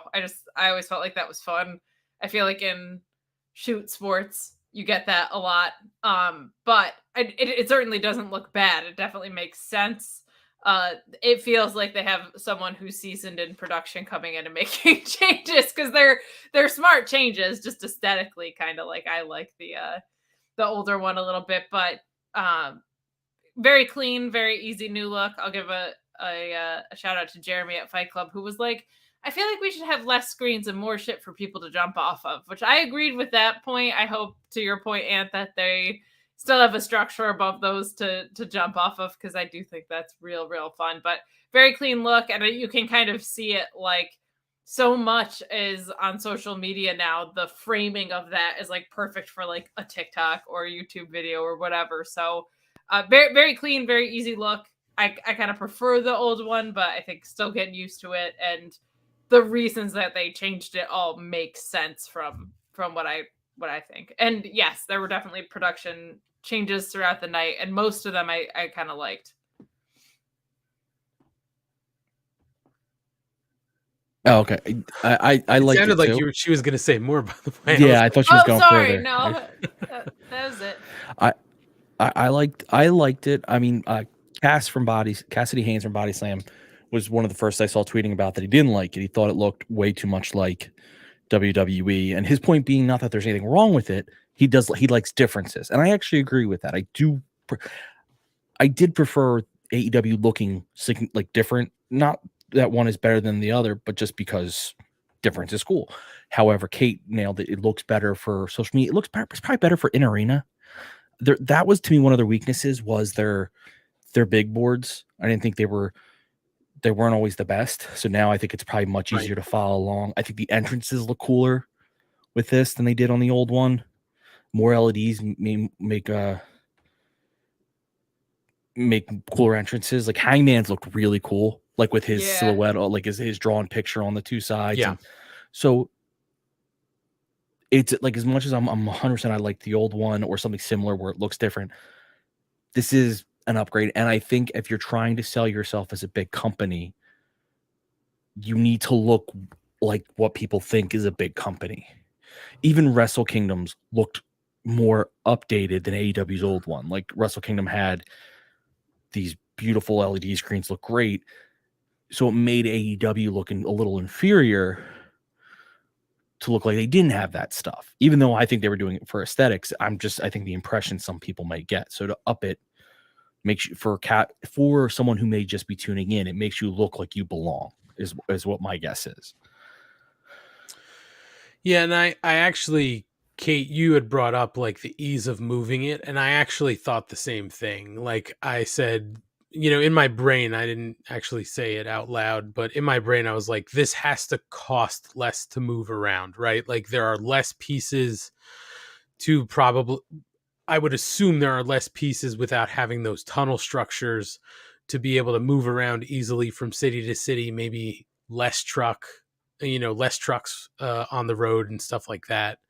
What's going to be interesting is seeing Friday night Rampage, because they said again that it's going to be different. Now, I don't know if it just means the aesthetics of the show production are going to be different, or if the set itself is going to be somewhat different, maybe just a different layout of the screens or something like that. But that's what LEDs allow you to do, though. Like when you have a tunnel, you can't physically move a tunnel. An LED, you can switch your color scheme up, and it could look almost completely different instantly. So, like, that's another reason. Very, very dynamic. Shows. I want to also point something out real quick, just because because Jesse Ozai caught it. The painting about the Nazi bombing behind me, because I picked a very famous avant-garde painting in honor of a later match. Okay. Darby avant-garde. I love it. I love it. So yeah, and to the points too that you guys were making about seeing other people comparing it sort of the WWE, I thought the same thing at first, but then, like I sort of took a step back and looked at it and I was like, it's not as like intense as the WWE. Everything is a screen. The walls, the ramp, all that stuff. I didn't find it that sort of in your face. Slonomite says criticism to the color palette. They should have stayed away from the red and blue in the logo. That's where the WWE comparison begins. Yeah, I don't necessarily disagree with that. I think they were just trying to go with something sort of like American. Yeah, I saw someone put that online that it's a very easy palette for people to accept, and I actually agree with that. Like in America, at least in America, it's very easy for us to be like, oh, we like these colors. But I also agree. Realistically, I mean, yeah, I don't like that because WWE literally aligns their brands with those colors. But at the same time, sometimes WWE does stuff because it's the best choice, and other times they do stuff because it's WWE, right? Like using a bunch of movable screens that are clean, allow you to be extremely dynamic with your presentation and cheap to move. They probably do that because it's the right choice. Blue and red, there's probably color psychology researched by marketing nerds that we've never even looked into, but I do feel like that was kind of my bigger complaint with that too, was it was just like, and because the other piece of it is black and gold too, right? I'm like, okay, so you have NXT from the good years and you have blue and red. It's like, man, let's switch it up. So I mean, at that point too, though, what are you going to go green and purple or something? Like you're going to start to run out of colors, like that primary colors. What I kind of liked about that, those initial ones had that like paint splatter multicolor thing, which I thought was cool. You weren't like tied to it, but it wasn't shoved down your throat like the newer era of NXT. So you like the new NXT logo where it's all different colors. No. You should love the rainbow colors.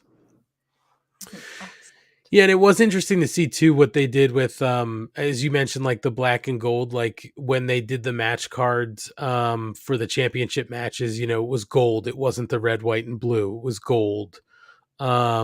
So they'll keep up with that, but they were sort of doing that with the old design too. Like when it was a championship match, they had the whole design in gold. They also, I don't know if anybody else caught it, but they updated the actual Dynamite logo. It used to almost look like, spray painted or something like that. You know what I mean? Like a stencil almost font. And now it's sort of just like a big block font. So they did update the look across everything. I don't think it's terrible. We'll see what happens, and I'm interested to see what they do with Rampage. But let's get into the wrestling for the night now. Let's get into the show. The first match we get is Jericho versus Absolute Ricky Starks. One hell of a match. Let's cut through the end and then go back and talk about it. Absolute Ricky Starks comes out winning by pinfall with the spear. And then post-match, we, of course, get the JAS beatdown where Action Andretti makes the save with the steel chair. He's able to run in and make the save with the burn still over his eye from the Wizard. But unfortunately, Anna Jay and Tay Mello are able to take him out with some Yambag Yahtzee. And everybody puts the boot to them.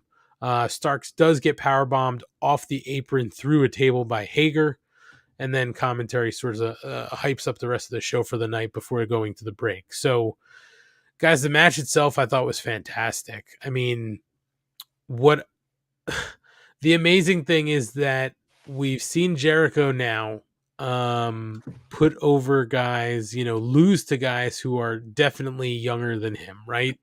And doing the things that he got so much criticism for, like, putting guys over in the past, but not necessarily losing those matches. And now he's done it pretty much in succession. Action Andretti and now Ricky Starks to set them up for whatever, wherever the story is going. And clearly there's issues between the two and then the rest of the JAS. So I thought it was fantastic. I wasn't even necessarily expecting Jericho to lose, but in the back of my brain was like, come on, Starks can't lose this. So it was great to see Starks win. And then the beatdown, listen, we see this so often from the JAS. I really just want to see him go away from it at some point. Like, we don't need the post-match beatdown from the entire group week over week. Part of me was sort of hoping, like, somebody else is going to come make the save for Starks and Action Andretti, and it just never happened. So again, I sort of was like, all right, no resolution. We're still moving forward with this, but the match itself was fantastic. Ricky Starks is a fucking star. Jericho still knows what he's doing in the ring. I loved it. I loved the match, and I'll even take the beat down afterwards, even though I don't love seeing it week over week. Starks gets put through the table, takes it like a champ, and, there's this whole issue now. Kate, I'm going to go to you first because you look like you're getting the vapors over there thinking about this match. What'd you think? I love Starks. I really, really do. He's so good. I loved how long he was locked into the walls and the ways he got out of it both times. Really, really clever. My only complaints were, God, can we just have a match where the referee doesn't look dumb? Like, if you're going to do the post-match beatdown, can we not do the also played out ref spot in the process? Like, it was such a good match, and I feel like Ricky Starks is the perfect person for, unless they're going to run it back a few times, for Jericho to go one-on-one with, because Ricky is clever enough to get the arrogance out of Jericho of, I don't need anybody else, right? Like, I felt like that would have been such an easy thing to bake into this build.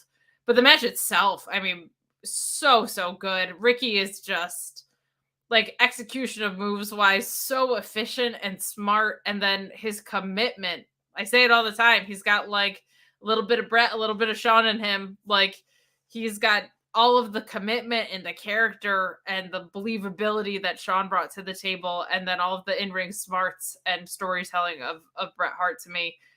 This was a great showcase of that. Very glad he went over. Did not need that post-match beatdown. Didn't need the ref looking dumb. I will say the post-match beatdowns themselves have gotten better, even though it's a very tired playbook. Like, they're starting to look a little bit more like people are getting their ass kicked. And because the story, as much as it was Jericho and Ricky Starks, is kind of more about Action Andretti, right? And Jericho, I kind of accepted we were going to get a babyface save here, because that, in this case, it makes a ton of sense to do that. Like, of course, Action's going to come down. This story has kind of more been about that. So I kind of accepted it. I'm just so sick of seeing it week over week. But the match itself was a great way to open the show. The crowds have been ridiculous these crowds that haven't had live Dynamites before have been out of control. The booking's been a lot stronger than it was, and I think that's getting rewarded by these crowds. But considering what a non-title match or whatever this had, kind of this big fight feel around it, opening up the show, which was pretty cool. Ryan, you want to add something? Okay, I didn't know if you were going to say something. Love the match. Love Ricky. I mean, ignoring the beatdown, Ricky comes out looking like a star. I mean, he comes out looking so strong. Takes a bat to the head and still kicks out of a finishing submission. Like, you could not have made him look stronger in this match. He is awesome, and I'm so glad that they didn't ruin him. That they didn't have all this momentum, have him go against Jericho and have him lose to Jericho in a dirty fashion. Not that I would blame Jericho. Like, I get there's a way to tell that and protect both guys, but in this case, you don't need to protect Jericho. He's Jericho. He's a goddamn legend, and whatever he wants to do, he can do. This makes Stark look amazing. Like, you just know that they can do whatever they want with him. The Andretti with the freaking burn on his eye was just, God bless whoever did that makeup. It was perfect. It just made me laugh really hard. You're like a makeup wizard. I am with Kate on the post-match beatdowns getting kind of annoying.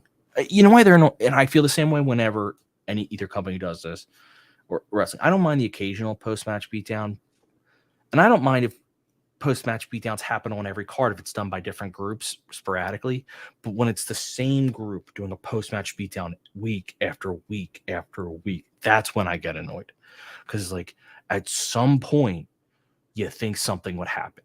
That Ricky Starks would go to some, like, I forget who said on Twitter, like, the JAS is hated by everyone on the roster. How do you not have more than just Andretti? The enemy of my enemy is my friend. Yeah.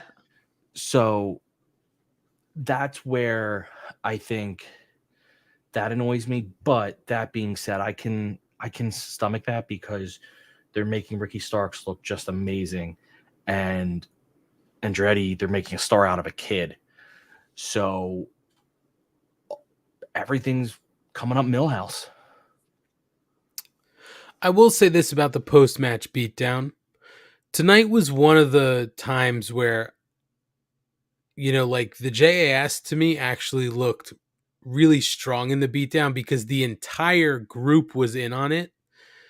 And the women even got involved. So they really looked like a problem tonight. In the past, when it's been like, a couple guys or whatever. Right. Like, it looked like, come on, you can't overcome this. Like, let's be real. But, like, tonight it was a serious numbers issue. Like, that's the only thing I guess I'll say is, like, everyone was involved tonight.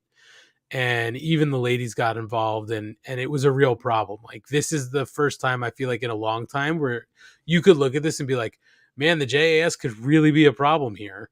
And that's even, I actually even thought for a half a second, hey, maybe Ruby and Willow come down to even it up with the ladies. You know what I mean? To sort of run the ladies off. It didn't happen, obviously, but there's that possibility. Sorry, I didn't mean to cut you off. I was just going to say that tonight's was really good, and that's why I wish we hadn't gotten 900 of them before this, because I actually think it made a ton of sense tonight. It was super well executed tonight, and using Jericho to help Starks along and make a star out of Andretti is an incredibly efficient use of Chris Jericho. So I loved that part of what happened tonight. It's it getting beaten into our heads so many times before. And I also used to accept that more because that's entertainment. They were shoving sports entertainment down our throat, right? They're still kind of doing that, but because the story has veered away from like this almost parody of WWE, it's a little bit harder to accept because I don't feel like it's as intentional. I feel like now it just feels a little lazy. Also, I will say when the JAS is going against a group like the BCC, it's a little more annoying because BCC didn't need the JAS to feud for 7 months. BCC was established just by who's in it. It's not as annoying to me if you're going to be Ricky Starks has just become established, even though he should have been But if you're going to use it to have Ricky Starks get over himself and some young wrestlers, that's a much better use of the JAS because now you're using them to get over people who need to be put over. Right. No, I think that's valid, Ryan. It's a great point. Yeah, I mean, we'll see what happens next in this story because clearly the JAS still have an issue with Ricky Starks and Action Andretti, and they're going to have to even the odds somehow. So they're going to have to find some people to back them up. So we'll see who can help come to their aid.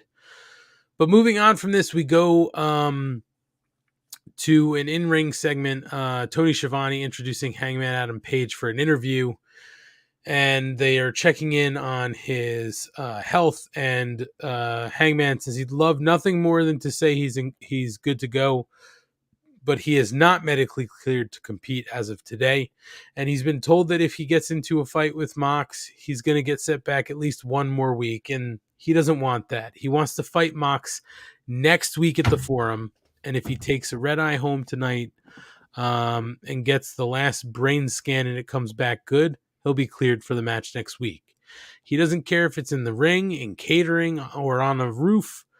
He'll fight Moxley and he'll knock his dick in the dirt. And that's when Moxley decides to enter the picture.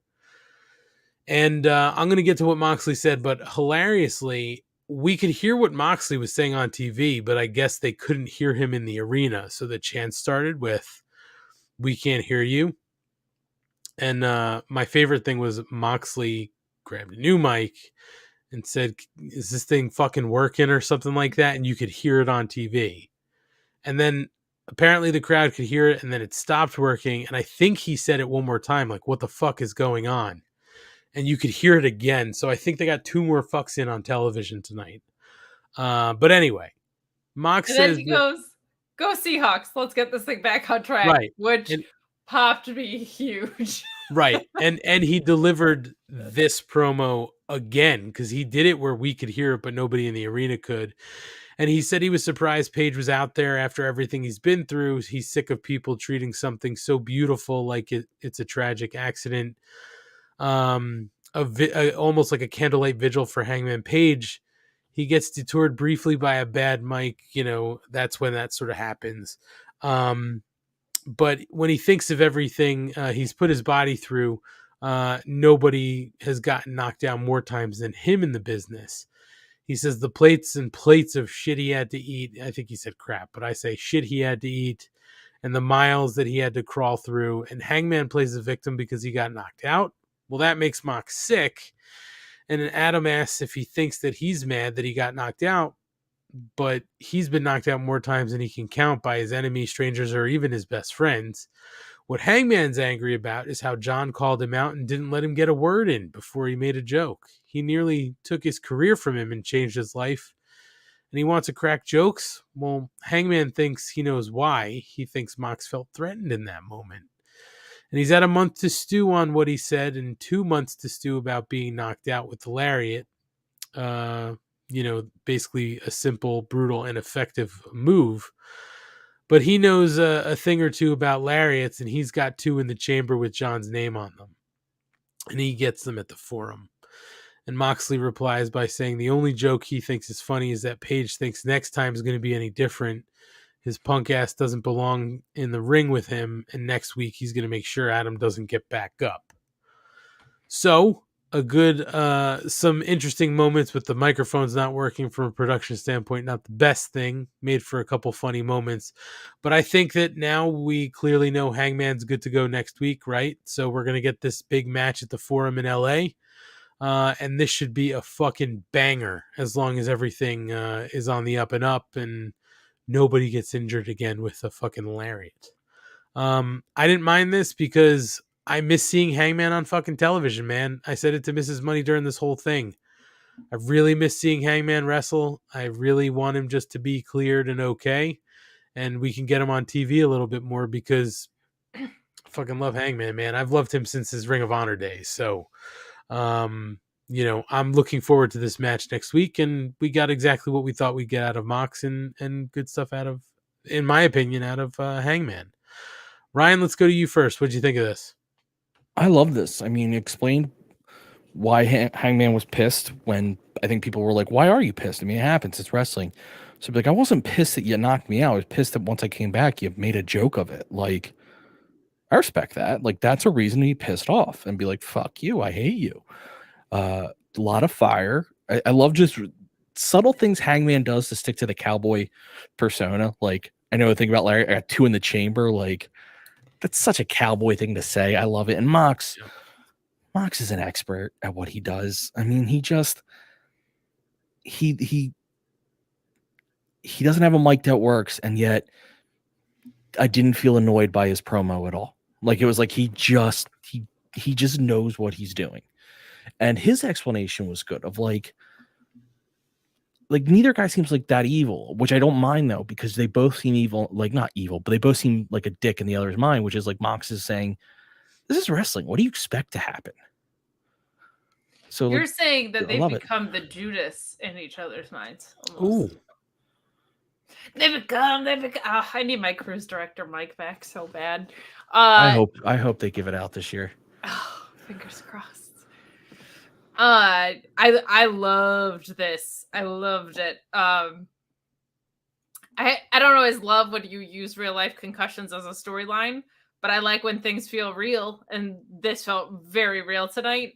Because, like you guys said, both sides of this are pretty understandable, right? It's like couldn't even take a breath before you made jokes about me getting knocked out, and Mox saying like, "Oh, poor Hangman, he got knocked out." Happens all the time.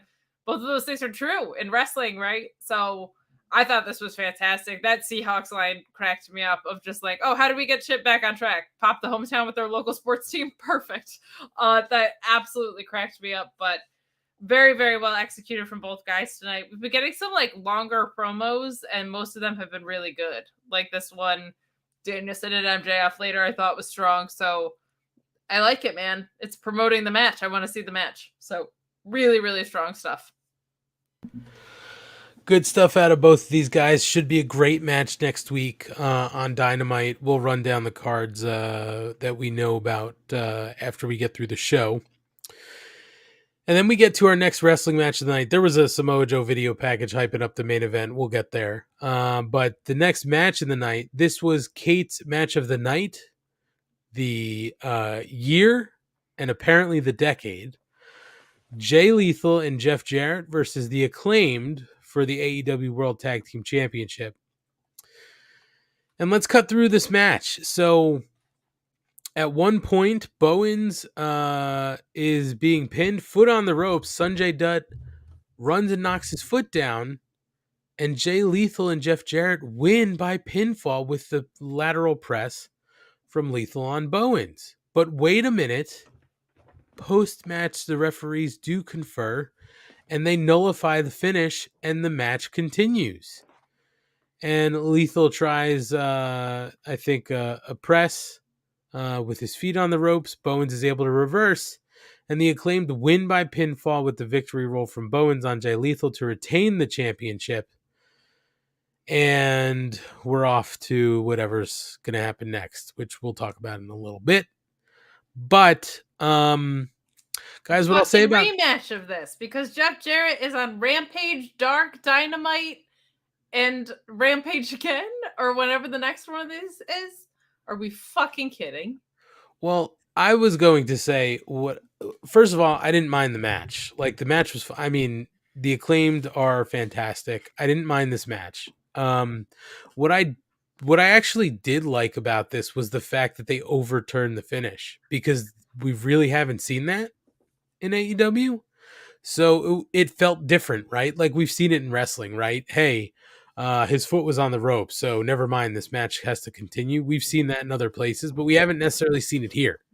So I actually didn't mind that they restarted it, and then obviously the Acclaim retained their titles. Like it would have been a huge shock if they had lost those titles that way and then had to get them back. But yeah, I didn't mind the match. I didn't have any problems with the way that they decided to pull this off.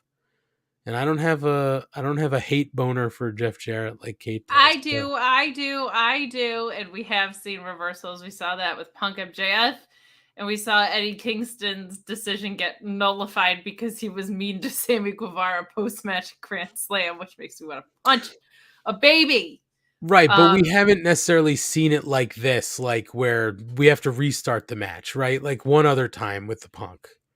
So maybe don't do it in the most obvious fucking situation in the world when it's Jay Lethal and Jeff Jarrett who aren't going to win the tag titles. Maybe do it when you have somebody that could actually win it. And maybe don't do it when you just had a ref look dumb in the first match because refs just still don't understand how the Jericho Appreciation Society works. And then you have refs that look dumb here. And sometimes we have instant replay and sometimes we don't. And whatever. I hate finishes like this.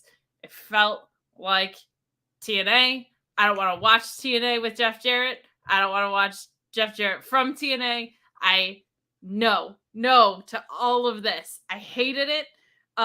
Jeff Jarrett, to his credit, and I can't believe I'm about to say it, he knows how to execute the fundamentals of telling a story in a wrestling match. Like, you don't work for 97 promotions and grab their bags and stick around this long if you don't know how to do that. Like, I will give him credit in this match. Like, he does have the savviness of someone who's been doing it this long, which is helpful. I can't believe he's on Dark and Rampage and this show, and we're gonna get a fucking rematch of this. It was just so dumb. I hate that they did back-to-back matches where referees looked stupid. I loathe everything that there is to see about this, and I'm on 3 hours sleep. So I didn't like the finish. I feel like it was bad, and I feel like if you are going to do that finish, you don't do it with a team who you knew they were gonna. I felt like of course they were gonna do that. They weren't gonna actually give those two guys the titles. There's on a Dynamite, with as over as the Acclaimed are. Like, you're wasting the most over tag team in all of wrestling on Jay Lethal and Jeff Jarrett. Like, it just makes no sense to me. But I don't like that, even if it's FTR and the Young Bucks. Like, that type of finish is just, I hate that overbooked shit. But yeah, no, I didn't like it. The match itself was fine. Caster's rap was really good. Bowens is incredible in the ring. Jay Lethal knows what he's doing in there. Jeff Jarrett looked good for Jeff Jarrett tonight, I guess. But this is a playbook of an old TNA match, right? So just a waste of my fucking time. There was that moment though where you thought that they were going to give those. I sincerely did not. As soon as I saw Sanjay do it, I was like, "This is going to be one of those dog shit overbooked endings," and it was. Ryan, I didn't bite for a second. Not said it on Twitter. Smart. I'm saying it now. The fan in me is happy with the way that the Acclaimed kept the belts. The troll in me was really happy when Jeff Jarrett won, just to see Kate implode. So I honestly, as like fired up as I am right now, I didn't bite it for a second because as soon as I saw Sanjay do it, I'm saying like I kind of wish they had that. You couldn't even bite that it actually happened, because you would have lost your goddamn mind. Why do you hate me? Because it's funny. Why don't you want me to do this podcast anymore? But see, you would, and you would go on a rant, and that rant would get views. Not worth it. Not worth my mental health. But I mean, I'm with Kate. Like, I don't care about this group at all. Why are they? Why? Stop. Go away. That part. The why stop go away part. You know, again, if AEW wasn't stacked with tag teams that aren't getting the show, I'd be like, okay, you need to do something. But they are. It's also just, why is it both shows like every week? Like, why am I getting? It's not that I'm getting Jeff Jarrett on my screen. It's why am I getting this much Jeff Jarrett on my screen? Like, it's insane to me. I don't know. This reaction. Barf. Doesn't matter. People are talking. That's all that matters. It doesn't matter. They just want people talking like this. It doesn't matter if it's go home heat. No, heat's heat. Okay, well then him and Lambert can go. And Billy Gunn. I don't want any dudes who look like jacked version of Melted Candles with bleach blonde hair on my screen anymore. Billy Gunn, great in his role. As far as in a ring, get the fuck off my screen. I'm done. I'm done with all of them. Billy Gunn's barely in the ring. Yeah, if Jeff Jarrett wrestled as often as Billy Gunn, I actually would have way less of a problem with this. But then I have people on Twitter who are like, "Oh, but did you see all the bullshit with Karen Jarrett? I don't give a fuck about Jeff Jarrett. You think I give a shit about Karen Jarrett and what she's saying about where Kurt Angle's dick is? I don't care. I don't care if he fucked Kelly. Who cares?" Well, let's move on because we're going to talk about this again in a little bit. We do get Team DMD interviewed by Shivani backstage about Saraya's mystery partner. Britt says, Britt thinks a more interesting question is, will Saraya ever really understand what AEW means and how things work around there? They're AEW originals and they've had similar paths, but they've worked their way up from the to the top. And now Jamie Hayter is your AEW Women's World Champion. Jamie's the champ. Britt's the boss. Hayter's the killer. Baker's the pillar. And then they go to break. So she's the boss. Yep. She's the boss. So we're obviously legit one. I don't think she's a legit one. She didn't say she's the How boss. legit are you? But clearly we're building to this match, at the forum next week. Some interesting choice of words. I don't know if anybody else wants to say anything. I just wanted to call that out. It's Mercedes. I don't know. Moving on, we do get Jungle Boy, Jack Perry, who says for one night only next week, he and Hook are going to take care of business together. So we're clearly getting the tag match with Hook and Jungle Man Jack Perry versus Big Will and I can't remember his name. Whatever, we'll run the card next week. Lee Moriarty. That's it, Lee Moriarty. Moving on. Let's get to the next match, Kate. The American Dragon Bryan Danielson versus Mrs. Money's top number one stunner, Tony Nese. Josh Woods is able to run interference during the match a little bit. And then let's cut to the end. Danielson wins by submission with the Regal stretch. I don't think anybody, thought that this was going to go any other way. But what we're really looking forward to is the post-match where Danielson gets on the mic and says it's good to be home. He's feeling a little froggy and he's ready for another fight. So he calls MJF to the ring, and that's when MJF enters. Remember, he was contractually obligated to appear live in Seattle. And he asks if he's got it straight. Bryan wants him to get in the ring and wrestle. Nope. He doesn't get his rocks off entertaining these schmucks. And he's not a mark like Danielson. He knows he gets a check whether he wrestles or not. That's what makes him a special attraction. And with all due respect, if Lance Storm and Dean Malenko had a baby, it'd still be more charismatic than he is. And he tells Bryan he looks so much like a goat, he wouldn't be surprised if Mama Danielson couldn't find a human suitor back in 1981. And the Dragon says if they're making jokes, all the boys in the back talk about how many human suitors Max's mom has had, enough to fill the arena. He pulls the crowd on who has sex with Max's mom, and MJF gets increasingly frustrated about that.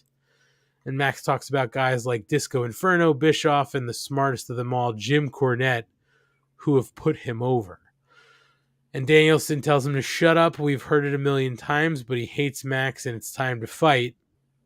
Friedman runs away and tells him to slow his roll. This is pro wrestling. Wins and losses matter. And he needs to become number one contender if he wants a shot at the king.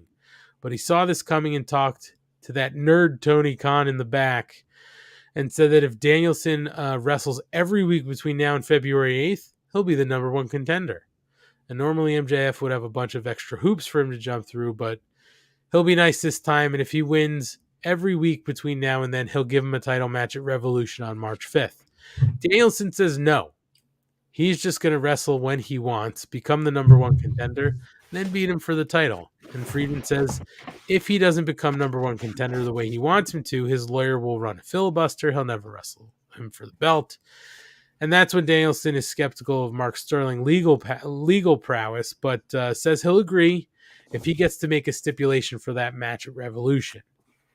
And MJF says he'll be able to cheat openly with any stipulation, but Danielson says he's got a real test of being a pro wrestler. A 1-hour Iron Man match. And Max agrees and says Brian won't make it past week 1 because all he does is choke. And Danielson says he'll run through everybody in front of him, and then he's going to expose him in the Iron Man match and show he doesn't have the cardio, the footwork, and he doesn't have what it takes to be champion. He'll kick his damn head in. And they go to break. So, Kate, an interesting turn of events here. We knew we were going to get to this, right?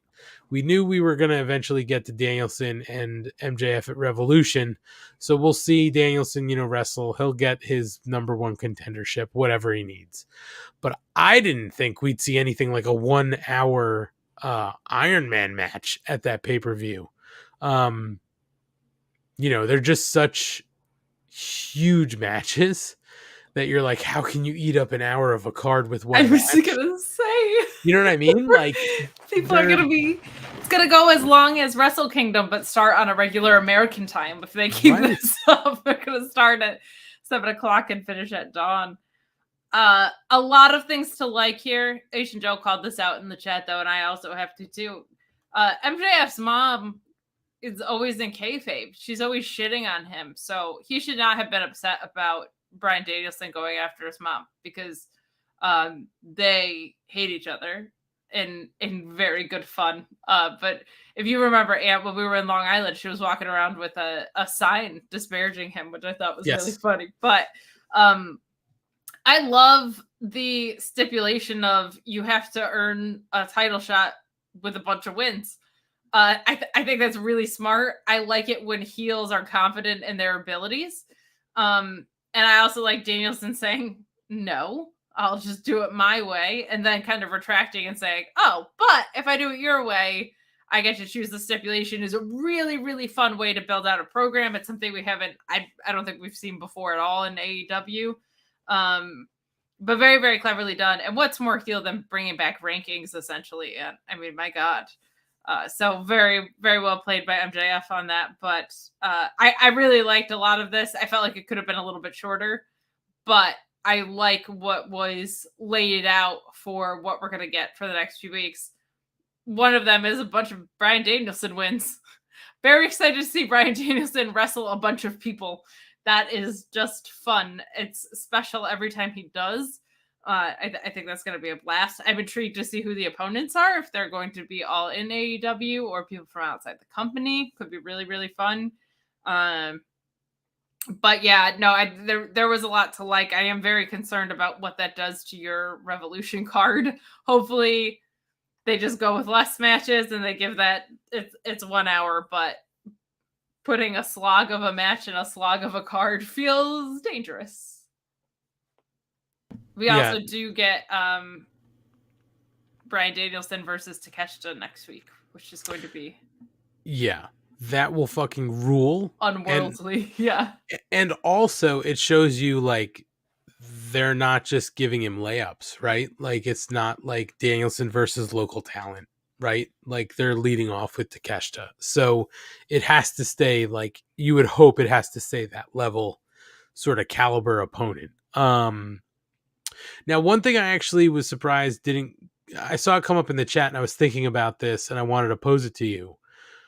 Are you surprised at the discourse that happened about how many people had sex with MJF's mom? Like the woman bashing that sort of came out of Danielson? It just seems out of character for him. It does, but he said later in the promo that he made a joke about it. So I don't have a problem with that. That's not what I get annoyed about as a woman watching wrestling. Like it's not those jokes as much as it's like when Dan Lambert calls Tay Conti a whore. Like this is different. This is Danielson trying to get under MJF's skin a little bit. And he said like, I could take your mom joke. And the heel said it about Danielson first, right? So he was kind of Yep. retorting. So that shit doesn't bug me. I'm not sensitive to things in that specific way, and especially when the person says it's a joke in the same promo. So Yeah, I mean, the only reason that it sort of even came up on my radar was just it seemed out of character for Danielson. Like Danielson's put downs are so PG, like dad jokey most of the time. Like when he and was what going we got later, right? Like him attacking the caliber of MJF's wrestling. right. 1 second, my dog just got into something she shouldn't have. Go ahead. Oh boy. Well, Can't then do that. it's gonna be me by myself. Anyway, Straight for no, the, all I was really sorry, pretty she just much- went straight for a wrapper with chocolate on it because of course fun. she did. No, I mean, like last week when Danielson was it last week or the week before? When he was going at Stoke and he was like, "I'm sorry, I didn't hear what you said because of the shine coming off your bald head." You know, like it's so PG, like clean. And then this week he's like, "How many people fucked his mom?" You know, it's just like, whoa, 0 to 60 Danielson. It was. It was funny, but This is weird. Switch spots. okay, sorry, hold on. There we No, go. that's Oh God. Sorry. weird. There was a very loud bang in my house, and Oh. it took me quite a while to figure out what the hell caused it. Well, we And knew it was wasn't something- coming from your bedroom. Heyo. Heyo! That'd be worse if it was if I'm doing this. Yeah, that's a very Yeah. fair point. That's a very It was when I attempt to shave, I shave in the shower and I have a mirror and it fell, but it took me forever to figure out that's what the bang was. Yeah, that's Yeah, it's weird how that stuff happens because there was a night, and then I'll go right back to this, Schlong. But there was a night in my house. It was like 4 a.m. and all of a sudden we heard this huge bang. It was like I thought somebody broke into my house, like somebody broke the door open. And I had something next to my bed, either like a bat or something, because I literally thought somebody was in my house. And I'm like creeping down the hallway, and like I flip a light on, there's nobody there, doors are closed, everything's locked. We had this thing hanging on the wall that was like anchored into the wall for the longest time. And like one of the hooks like failed on the back of this thing. It was just like this, almost like a chalkboard with something that held like a bunch of like takeout menus and stuff like that. It literally fell and broke like the molding on like the floorboard, like dang. for no reason. Yeah, so that's the worst when that happens, Ryan. Yeah, I didn't. It wasn't loud enough that I thought someone broke in, but I was very concerned about what broke. Luckily, Sure. it didn't break. It just fell and made the loudest echoey bang that you could have. So that's why. Well, I gotta go take care of that. You would have had 7 years bad luck if that mirror broke. Now, being a shower mirror, that's hard to break. So Schlong, we were talking about the Danielson match, and then really what we were focusing on was the post-match promo. So if you'd like to add anything before we move on to the next match, certainly you're back in time. All I'm gonna say is because I had my headphone in the whole time, so I could hear you guys. So I will only say is that the Danielson mom jokes. I know they was about his mom, about MJF's mom getting around. However, I feel like when it's a your mom joke, it no longer fits in the category of what that joke may be to someone else, because the whole joke is it's a your mom joke. Like, and even though MJF hates his mother, he still doesn't like the idea that his mother was promiscuous. Fair point. Fair point. Well, let's move on to the next match because this one was a fucking banger. AR Fox versus Shane Swerve Strickland. Again, we'll cut to the end here. Shane Strickland wins by pinfall with the Swerve Stomp, but that does no justice to what happened in between the start and the end of that match. Just seeing some of the craziest shit you could see. I mean, AR Fox clearly has skills. I mean, you could see it in his other matches that he's had in AEW, but especially with Swerve. And every time Swerve does that move where he somersaults over the top rope to the floor, I always think, oh my God, he fucking missed and he's going to break his neck, and he pulls it off. And like so gracefully. Like it looks like just the softest landing. And the Death Valley driver from Swerve on AR Fox to the apron, just sick. I mean, which is the hardest part of the ring. Hardest part of the ring, where they have that bead. Ooh, so hard. Yeah. Just a fantastic match. This is honestly my match of the night on the card. Kate, I know your match of the night was the tag match. Totally fine. But this is a close second. If you didn't see this match for some reason, make it a point to watch this match. It was fucking awesome. Well, it wasn't a women's match. Why would anybody miss it? Well, it's not like they were in the bathroom. Maybe they fell asleep. Maybe they didn't catch the whole show and they just wanted to get to the main event. Who knows? That's what the ladies are for, but okay. Well, Schlong, what'd you think? Holy shit.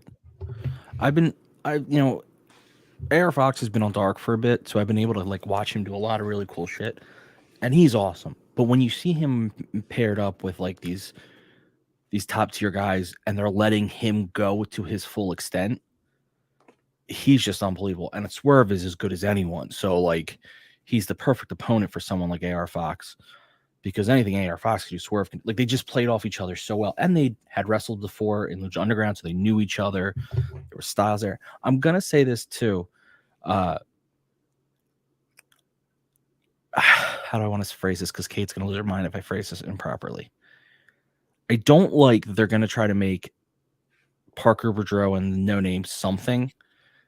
If they were just going to stay as nameless goons, I like the visual of Swerve walking out from the back and these two guys like just standing at the top of the ramp, like his like security force, because he's a mogul.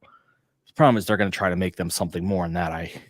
I'm not in for yet, but I do at least buy into Swerve being like, I'm so big, I got a security force type deal. It's a fair point. Yeah, it would be cooler if it didn't look like a dude who fell on a tattoo needle at Parker Boudreaux. You don't fuck with a guy who fell on a tattoo needle. Those are big boys. Like, that's a good security force. What did Taz call the guy? And that's the other thing too. We still don't know who the other heater is. Like, they haven't, given us a name or anything like that. What did Taz call him? Face paint Jones or something like that? Yeah, like Tattoo Jones or something. Yeah, it was funny. Fucking Taz is the best. This match was awesome. The match was so good. It made me so annoyed that before Swerve came out that there were two guys who got, no reaction from an extremely hot crowd. It was like a pin could drop in there. These two guys are not it. And I know I've said I want Swerve to be a single star, but the mogul idea is not bad. It's just these two guys aren't good. I don't get what the hard on with Parker Boudreaux is. But this match, I was just like, I don't give a shit about those two guys at all. And they didn't really get like involved. So that would have pissed me off if the booking was like they had huge outcome impact stuff. But this match was great. These two are super familiar with each other from the indies. And I want to say Lucha Underground as well. But really, really good stuff. Swerve is so good. You called it. That Death Valley driver on the apron spot was so nasty looking. Just two great wrestlers, man. And similar enough. Like it wasn't like a Styles make matchups thing, but like AR Fox just has a little bit less fluidity in a good way, where I feel like Swerve is such a he's like a figure skater out there sometimes, man. Like the fluidity with which he does stuff is just like so ridiculous. But yeah, the Kid Rock mogul looking dudes can fuck off into oblivion. But an incredible match. I don't want to harp too much on it because you just have to go see it. Like there's too many spots that are awesome. It's too well put together. Like just go watch it because it rules.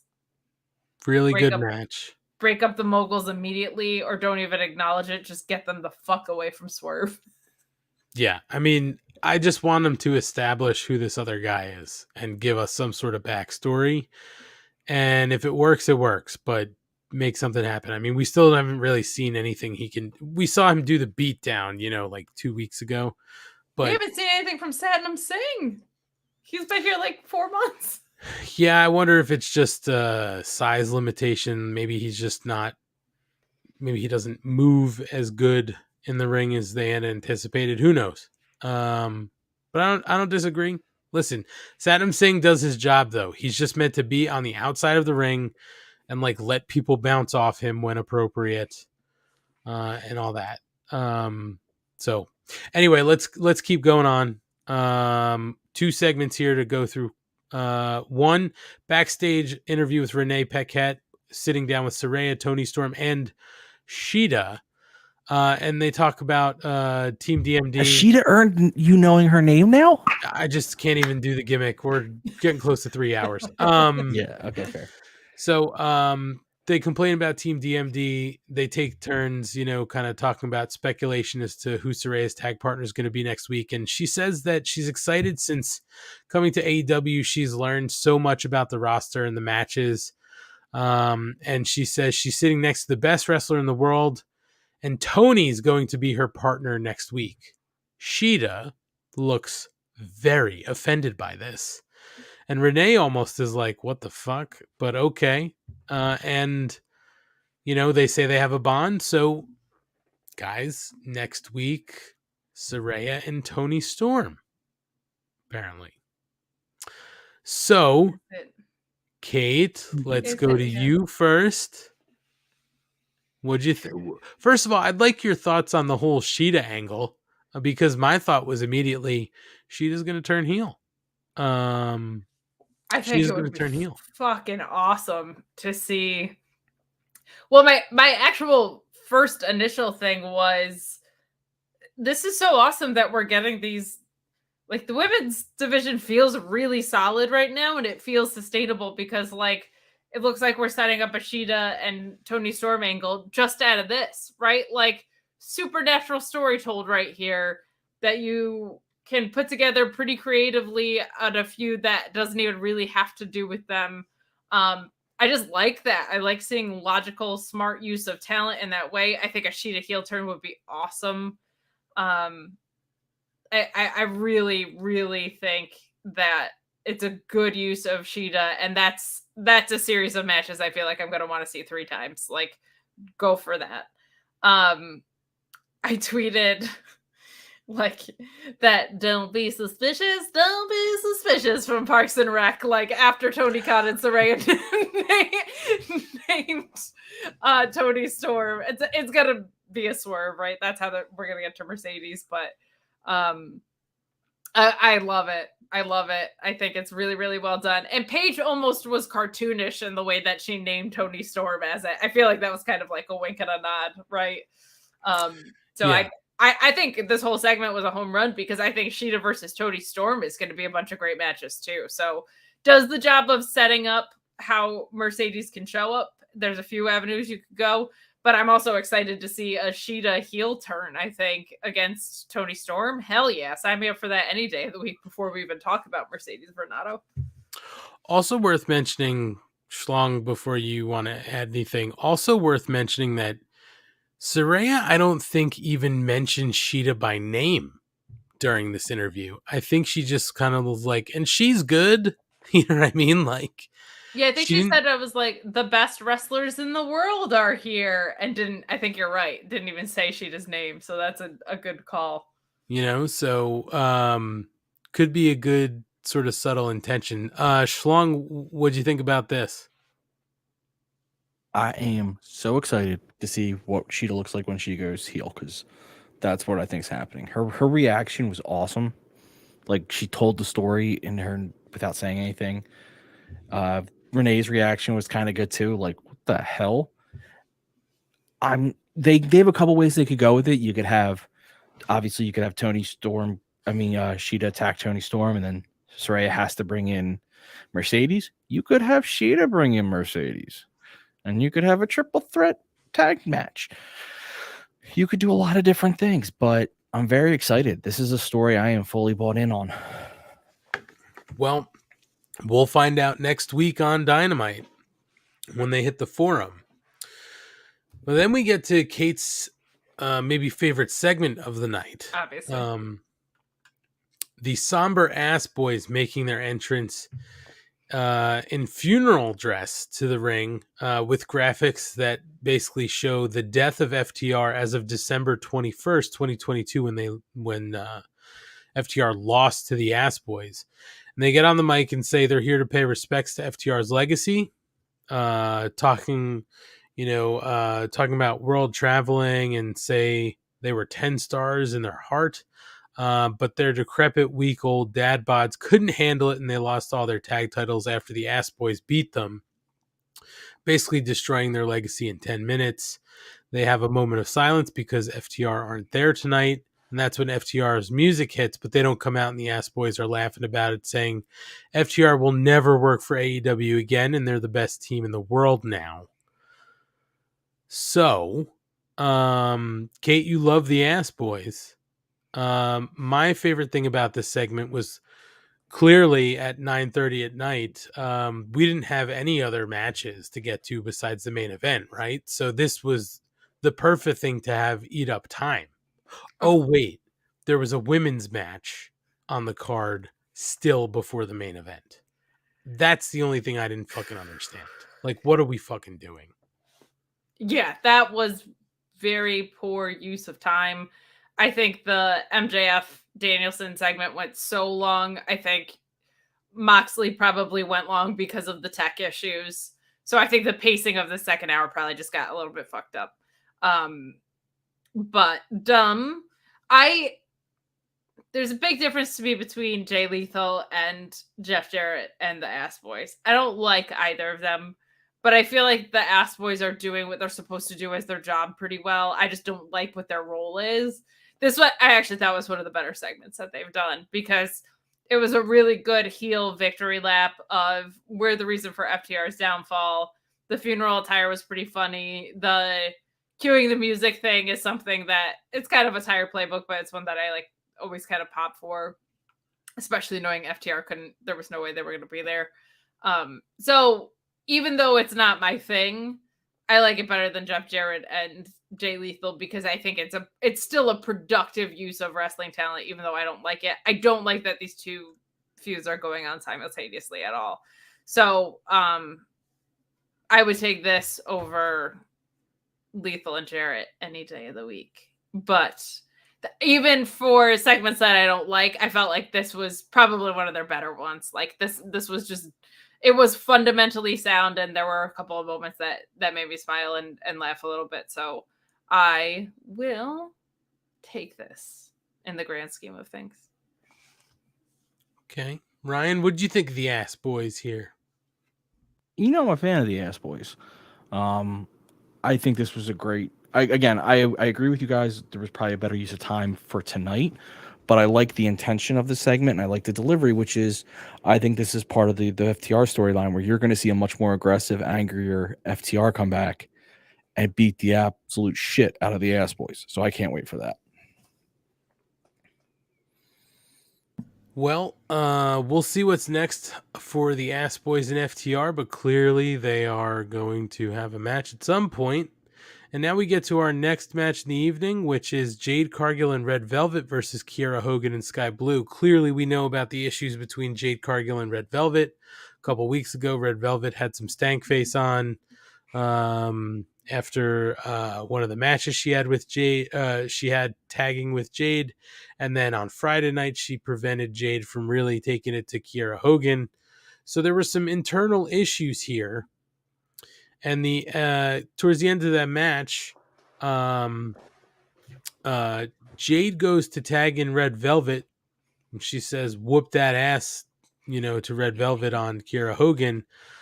But Velvet hops off the apron to deny the tag. Kiera almost gets the win with the schoolboy, but Jade is able to get back at her, kick out, and then get back at her. And Jade and Red Red Velvet win by pinfall with the big boot on Cargill, from Cargill on Kiera Hogan. So, what is interesting to me here is that there's clearly like this issue between Red Velvet and Jade Cargill. For some reason, Jade Cargill lets her still hang out in the baddie club. Wouldn't you just cut fucking ties at that point? Like, think logically, right? Like, someone in your group is clearly showing dissension in the ranks. Why keep them around? Just be like, fuck off. Do this on your own then. And find somebody else to fill this slot. I know it's wrestling and you have to fill the time, but like, I also think Jade, there's a logic there though that Jade's not used to being the one being rejected. She's used to kicking people out, not people wanting to leave. So she doesn't know what, like, as much as she knows I should just get rid of her, she wants it to be on her terms, not on because Red Velvet's being a bitch. So like, I don't think she knows what to do. Like, this is unusual. Who doesn't want to be a baddie with Jade? And all of a sudden Red Velvet's like, I don't. And I don't think Jade knows how to handle it. And I love this Red Velvet story going forward. So I'm good with that too. Like, I like this story. I don't think Red Velvet beats Jade, but I'm actually not 100% sold she doesn't. Because they do view Red Velvet as a star. And she's been away with injury. So she's kind of like, you can rebuild her back into that. I'm good with it. She ain't Mercedes Renato, though. I'll say that much. I think that's who's dethroning Jade here. But I do really like this story. And I think there's also another factor of Jade hasn't really been on her own before. You could always go and get more baddies, right? But like, maybe part of the hesitation to kick her out is all of a sudden she's got less protection more and more. So terrible placement on the card, as you said. But this has been really good storytelling. Like, I feel like the buildup of the baddies and now the decline of the baddies has been some of their stronger women's storytelling consistently, like even before kind of this resurgence. So really, really like the stories here. Fun. Red Velvet's great at this piece of the game too. Like she gets this part of pro wrestling especially very, very well. So good shit. Good shit. I'll take it. So it's going to be interesting to see the next step in what happens here with Red Velvet and Jade Cargill, but Jade Cargill still undefeated technically, even though it was a tag match. They're counting them towards her record. So they need to, so she can get to 50. There it is. Asian Joe actually asked the question, of the three of you, who's Jade, who's Layla, and who's Velvet? I mean, Ant is that bitch, right? You know it. I would say Ryan is probably Layla just because of the look. I think that's very clear. I think you've got Layla's look. It's very But I cool. think I like to stir it up. Actually, you know what? Yeah, you are like very much stirring. No, because you're just super nice about anything. If anybody is stirring it up, it's Matt, actually. So he should be here. I guess I'm Kiera Hogan. And you know what? My ass is fire. I'll take it. I'm Kiera Hogan. Wait, that wasn't Kiera Hogan wasn't an option. Who's Red Velvet? No, but if Matt's in the picture. Oh, Matt's Red Velvet. Yeah, sorry, I missed that. Sorry. No, because he's always stirring shit up. Like making us go 50 minutes on our intro on a day when we're all tired. Very true. Kate, we do get a backstage segment where Jeff Jarrett is pissed off about a no holds barred match at Me too, Jeff Jarrett. We have that in common.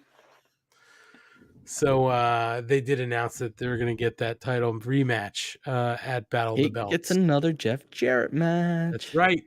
Yeehaw. On Friday, too. 3 Jeff Jarrett matches inside of a week. To what do I owe the honor? But this is what happens. Well, the honor is not thinking ahead to book a special show that you're contracted to put on. I have to start my review show at midnight. I'm so annoyed. That's what I was going to ask. Is that the plan now? Yeah, we start at midnight. After midnight, gonna let it all hang out.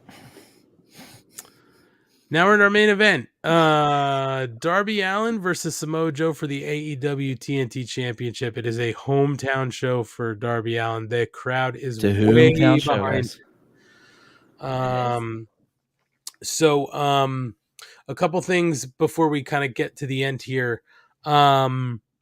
Allen's waiting for Joe to get to the ring, and they're able to sort of get the jump on this fight before they get into the ring and the bell sounds. So there's a hit from Allen on Samoa Joe with the skateboard. It is not with the flat part of the skateboard. It's not the deck. Darby hits him with the wheels on The on hardest part truck. of the skateboard. That's right. And then they battle up the ramp, and Joe is now off the side of the ramp. Darby Allin, I guess, ollies onto Samoa Joe's back with the skateboard again. Joe is now down still. Darby Allin gets a ladder out and hits a Senton Atomico off the very top of the ladder on the ramp to Joe. And then eventually they get into the ring and we get a bell, and now we're off to the races. And it's back and forth a lot of this match. But as we get to the end here, Darby Allin is fading in the sleeper hold. He sort of fights out of that. And the turnbuckle had been exposed. Joe goes into the exposed turnbuckle. And then Darby is able to hit a coffin drop. Gets up for a second coffin drop. And then honestly, what I thought was a shock of the night. Darby Allin wins the TNT Championship. He is a 2-time TNT champion by pinfall with the pair of coffin drops. Post-match, Sting comes to the ring to celebrate with Darby, and that's the show. Also, should be noted that they did call out Darby's training with, I think it was Bruce Wayne. Not Bruce Wayne, Jesus. Bruce Wayne. No. Yep. He was training with Batman. Bruce Wayne. No, I can't remember. Anyway, but Nick Wayne, his son, was sitting ringside, and that actually came into play at the start of the match. That's how Joe got distracted to get, sort of the jump on the match from Darby on Joe. So, listen, it was surprising to me. I didn't think this belt was coming off Joe, but it does sort of line up maybe what can happen next for Joe, and a great series of matches that can come up for Darby. For Darby. So yeah, let's go. Kate, what did you think of the match? Match was great. Felt different than the first ones. Definitely a surprise. That's kind of the beauty with someone like Joe, though. It's like he can do so much with the title if you want him to, but he definitely doesn't need two of them if you don't want him to have them. I'm wondering if Darby turns around and loses this to Miro like real fast, like in a week fast. But a great match. God, these past few Dynamites, man, have felt like whatever groove they were out of, they're back in. Samoa Joe's just so great. I just love his work. I thought this match was a fantastic way to close the show. I thought it was a really fun, unexpected hometown moment to have, and it's good that Darby's doing something meaningful again. He felt very lost in the shuffle, and him and Sting beating Jay Lethal and Jeff Jarrett, I didn't feel like was a very good use of TV time either. And then the losers of that went on to get a title match. So, but this was fun, and it paid off the Sting pep talk. So if you need to psych yourself up, if you need to get out there and get some W's for yourself, get yourself a Sting pep talk. It'll go a long way. Schlong, what do you think here? I was shocked. Did not see Darby win in this match. It was a great match. Actually, really appreciated the story told. Darby took a beating, but used his 110-pound frame to just keep launching himself at Joe, as Kate likes him to do. Joe didn't need, like Kate said, Joe didn't need two belts. Joe's story with Wardlow doesn't need any belts, truthfully. So Joe really didn't need this at this point for what the stories he was telling. It's probably more beneficial to Darby, even if he does lose it quickly, to at least have won it, to kind of give his character a little bit more strength again. So I think everyone wins in this scenario. Joe's just going to go on and continue to have an awesome feud with Wardlow, have some awesome matches, and Darby gets something to him and could probably lose it to a returning Miro. And it's interesting now. It'll be interesting to see, like we're sort of fantasy booking, Samoa Joe, but he also has that Ring of Honor TV championship, right? So maybe Samoa Joe is, going to sort of take a back step from AEW television. Maybe he'll spend a little more time in Ring of Honor when they start doing some television for the Honor Club to, sort of feud with that belt. So either way, a really surprising outcome for the night, but a good moment for the night. Darby Allin did address the crowd after the camera stopped rolling tonight. So it is out there on AEW social, so you can go find that. It was a nice moment for Darby. I honestly don't know what the rules are with like playing or sharing that here on the air, so I'm not going to do it. So just go find it. It's a really nice moment. And now Friday, they're doing Rampage and Battle of the Belts live in Portland, Oregon. So it's going to be a live Rampage and a live Battle of the Belts. But we do know what's on the card coming up here. So for Rampage, the card is 10 p.m. Eastern, Top Flight versus Jon Moxley and Bryan Danielson. That should be an awesome match. Jamie Hayter and Britt Baker versus the Renegade Twins. Perro Peligroso will be in action. And then House of Black will have a promo segment. For Battle of the Belts, which takes place at 11 o'clock right after Rampage, The Acclaimed versus Jeff Jarrett and Jay Lethal in a no-holds-barred match for the AEW Tag Team Championship. Jade Cargill versus Sky Blue for the TBS title. Good luck, Sky Blue. And then Orange Cassidy versus Kip Sabian for the All-Atlantic Championship. And that could be a surprising outcome if they actually decide to let it go to Kip. I wouldn't hate it, but I can definitely see the titles changing hands there. And I would hope at least maybe one changes hands, because these shows are pointless if they don't swap. Starting at 11 o'clock. I bet they don't. Right. And then we do know that for next week's Dynamite, Jon Moxley versus Hangman Adam Page, Tony Storm and Saraya, maybe, versus Jamie Hayter and Britt Baker, Bryan Danielson versus Takeshita, Big Bill and Lee Moriarty versus Jungle Boy and Hook, and we will get the final match, Game 7, the Elite versus Death Triangle, in a Escalera de la Muerte match. Game 7 for the trios titles. I'll just say that I think Kenny Omega is a coward for not wrestling on Dynamite tonight. Like, oh, you wrestled Will Ospreay in one of the most physical, demanding matches of your career, probably not that long. Like within the same year, you came off of like 47 surgeries at 7:30 in the morning. You can't come back and fight in a death ladder best of 7 trios match like 12 hours later. What a little bitch. Yeah, if he's really the best in the world, he could have wrestled. Yeah. Guys, a couple of things, just a few quick hits on the news and notes. Nothing heavy hitting. Did you guys see they did the Pro Wrestling Tees top sellers of 2022? And they did a couple of lists here. They did a list of guys that included that was sort of like inclusive of AEW, and then they did a list that was not inclusive of AEW. For the list that was not inclusive of AEW, the top 10 were Ric Flair 1. What's that? Your kiss. Because your kiss is on my list. You're right. Number 1, Ric Flair. Number 2, Scott Hall. Number 3, Bret Hart. And then there were a bunch of other people. But more importantly, what we care about is the number 1 of the list that included AEW wrestlers. Guys, it was Danhausen. Yeah. Number 1. And the reason I even bring this up is because, guys, if you go on to YouTube, Danhausen put out a video of his demands.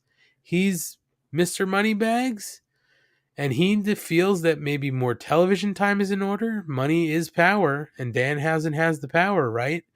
I think that he requested that he's featured on the side of production trucks, billboards, the opening montage for both Dynamite and Rampage, commercials. Yes, the blimp. Most So I at least call that out because if you're a Danhausen fan, it's a funny, perfect video. Go out there and check it out. the best. He's so funny. He's great. The other thing we were talking about too before was Dax Harwood had talked about CM Punk on his podcast. And it got some heat apparently, according to the Wrestling Observer. Meltzer had said from what he heard from different people, not the people who you probably heard from talking to Alvarez, they were not particularly happy about that. Alvarez said that all he heard was how unhappy people were about the podcast, and Meltzer agreed. So apparently Dax got a little heat for that podcast where he's talking about CM Punk. Maybe they don't want him raising that stuff up. Maybe it's all a work. I don't know. What do you think? I think if it's not a work, you're a fucking dork for giving a shit what somebody says on a podcast when it's as benign as what Dax Harwood said. Boom. There you go. The podcast is out there, so you can certainly go check it out. But I think it's very good. CM Punk stuff aside, I think it's going to be a very, very good podcast moving forward. Sure. Dax Harwood's got a great brain for this shit. Absolutely. Next thing, obviously, this is wrestling related, but also real world related. As I think most people. What about road rules? What? Real world road rules. Oh, Jesus Christ! It's too 3 late hours for that in. bullshit. So I think most people know. That on Monday Night Football, Damar Hamlin collapsed on the field after what looked like a perfectly normal hit. No head-to-head contact, no spinal cord trauma. He made a tackle, stood up, started to walk away, and then collapsed on the field. They actually had to perform CPR on him on the field, revive his heart twice, and he's in the hospital and in critical condition. Now, the reason that this comes up is because, afterwards, people found that Hamlin had a GoFundMe for his Chasing M's Foundation. It was set up to fund a toy drive for children in his hometown of McKees Rocks, Pennsylvania, with a goal of $2,500. And then at one point, like a day or so later, it received more than $4 million. I think that was within 24 hours. They had raised over $4 million. The reason that this comes up is because Chris Jericho donated to the fund. He donated $5,000, and he donated it with his name on it, Crust Jericho. CHRUS Jericho. So clearly, guys, it's there, and you can't change the name. So Jericho had to make it right. So Jericho donated a second time so that he could put Chris Jericho. Jericho donated another $5,000 in his correct name to the foundation. I think that's fucking incredible. And I think what's incredible is that just so many people just decided to donate, because it was, I'll tell you guys, we were out food shopping Monday night. Usually when we go grocery shopping, me and G, and we got home with some dinner we brought back, and I said, I'm just going to turn on the game because I'd seen so much hype about it. I just wanted to see what the score was, and they were obviously not playing. It had sort of just happened. So I didn't see the hit. I went back, like on Twitter and found what happened. And it was fucking frightening to see, especially for a game where, they seem so protected, but they're really not that protected.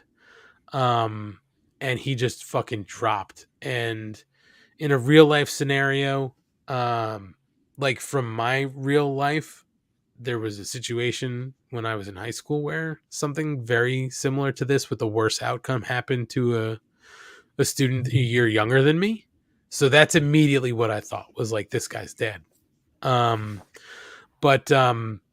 what's incredible was just to see sort of the outpouring of everybody, helping out in any way they can. And the fact that Chris Jericho corrected it, it was a $5,000 mistake, but who gives a shit?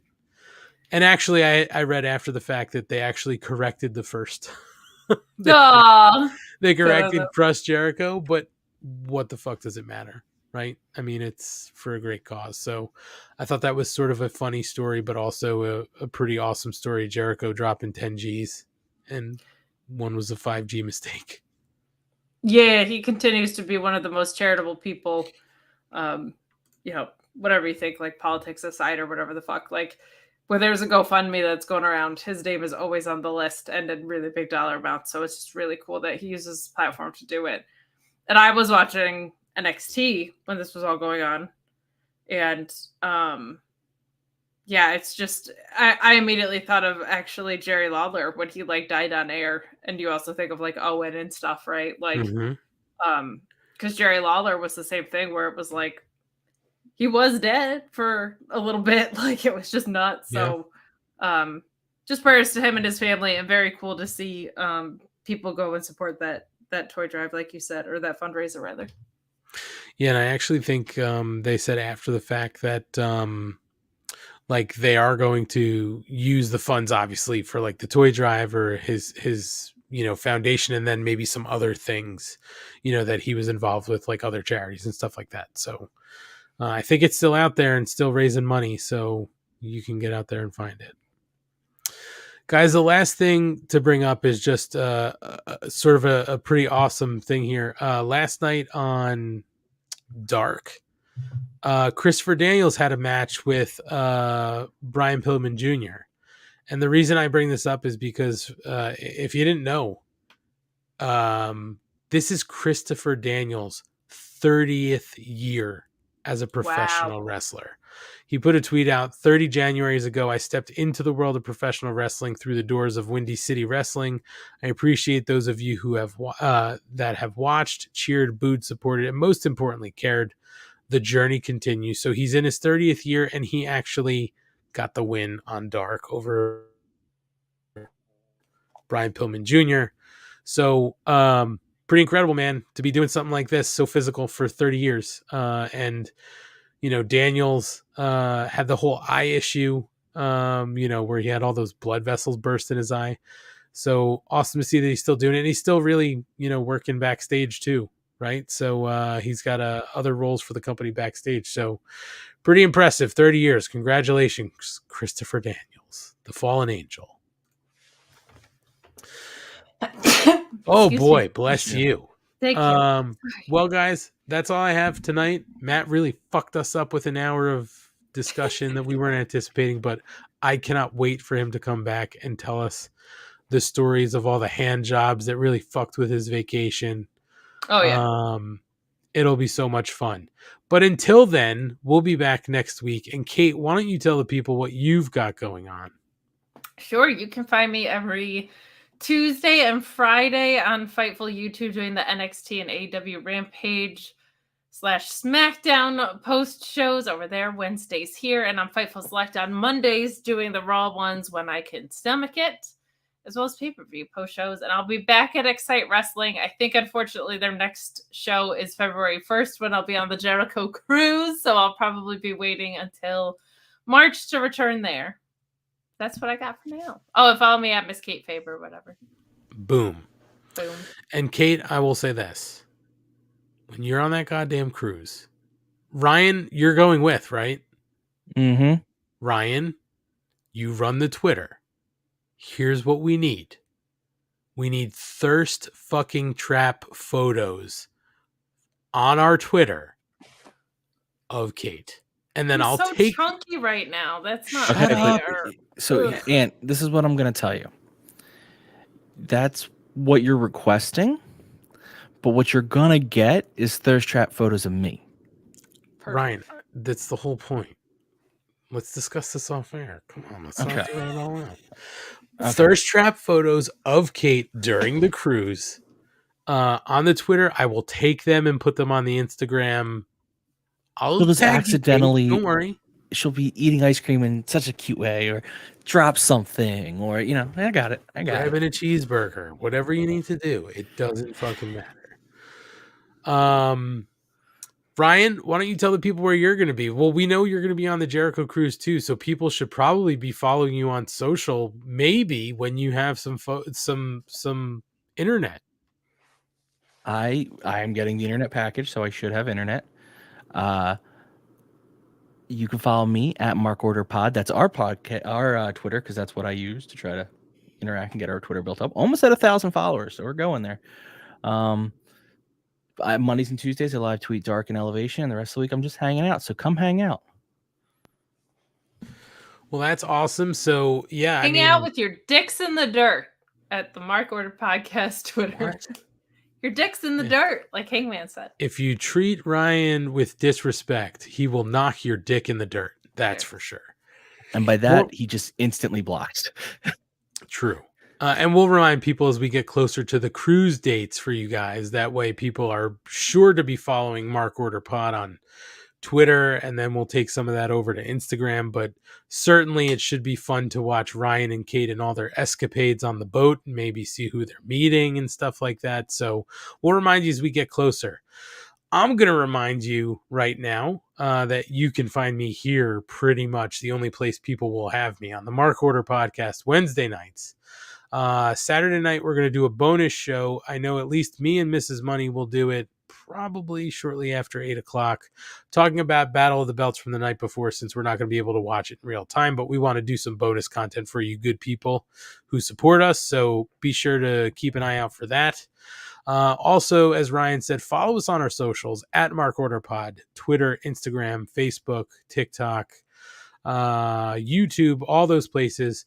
If you follow us on one, you can hit up the link tree. There are links to all of our socials, so you can find us easily and give us a follow or a subscribe, things like that. Thank you to everybody watching along with us tonight. Jesse Ozog, Asian Joe, Cabbage Sensei, Sloanamite, Owen, Kai, I saw posting a lot, Gordon Post, Joe Walsh was in here hanging out for a little bit, and everybody else. Thank you for watching us tonight. If you're listening in podcast form, we love you guys too. Thank you for doing that. We suggest you try watching, if it's not in real time, just go to our YouTube and see what we're doing here on the video feed. If you are watching us listening to us in podcast form, certainly the least you could do to help us out, if you'd spare a couple minutes of your time, subscribe, rate, review, all that stuff helps us out. Same thing with everybody on YouTube. If you can subscribe, smash that thumbs up, whatever, that all helps us out. So we appreciate all of you guys who do that stuff for us. I'm going to plug the t-shirts again, prowrestlingtees.com/markorderpod. Pro Wrestling Tees is running their New Year's 20% off sale from now through January 9th, 1 p.m. Eastern. Get your orders in, use promo code New Year, all one word, and you can pick up a Mark Order Podcast shirt. We got some front designs only and some double-sided, so check it out. We appreciate you guys who are buying t-shirts, and as I said before, we'll be placing some calls to you guys to thank you for picking up some shirts. So be sure to answer the phone if you get a number you don't know. That is certainly us giving you a call to say thank you and chat with you for a few minutes. You can also get the stickers, so don't forget, hit the link tree. Free Mark Order Podcast stickers. Just make sure you fill out the form, and we'll get those out to you as well. Guys, I don't think I have anything else to plug. It's been 3 hours. We're going. We will be back next week to discuss all the possibilities of what happened at the Kia Forum in LA for Dynamite. So be sure to tune back into the Mark Order Podcast next week, same time, same channel. Kate, Ryan, Happy New Year. Happy New Year to everybody out there. We love you all. And we'll see you next week.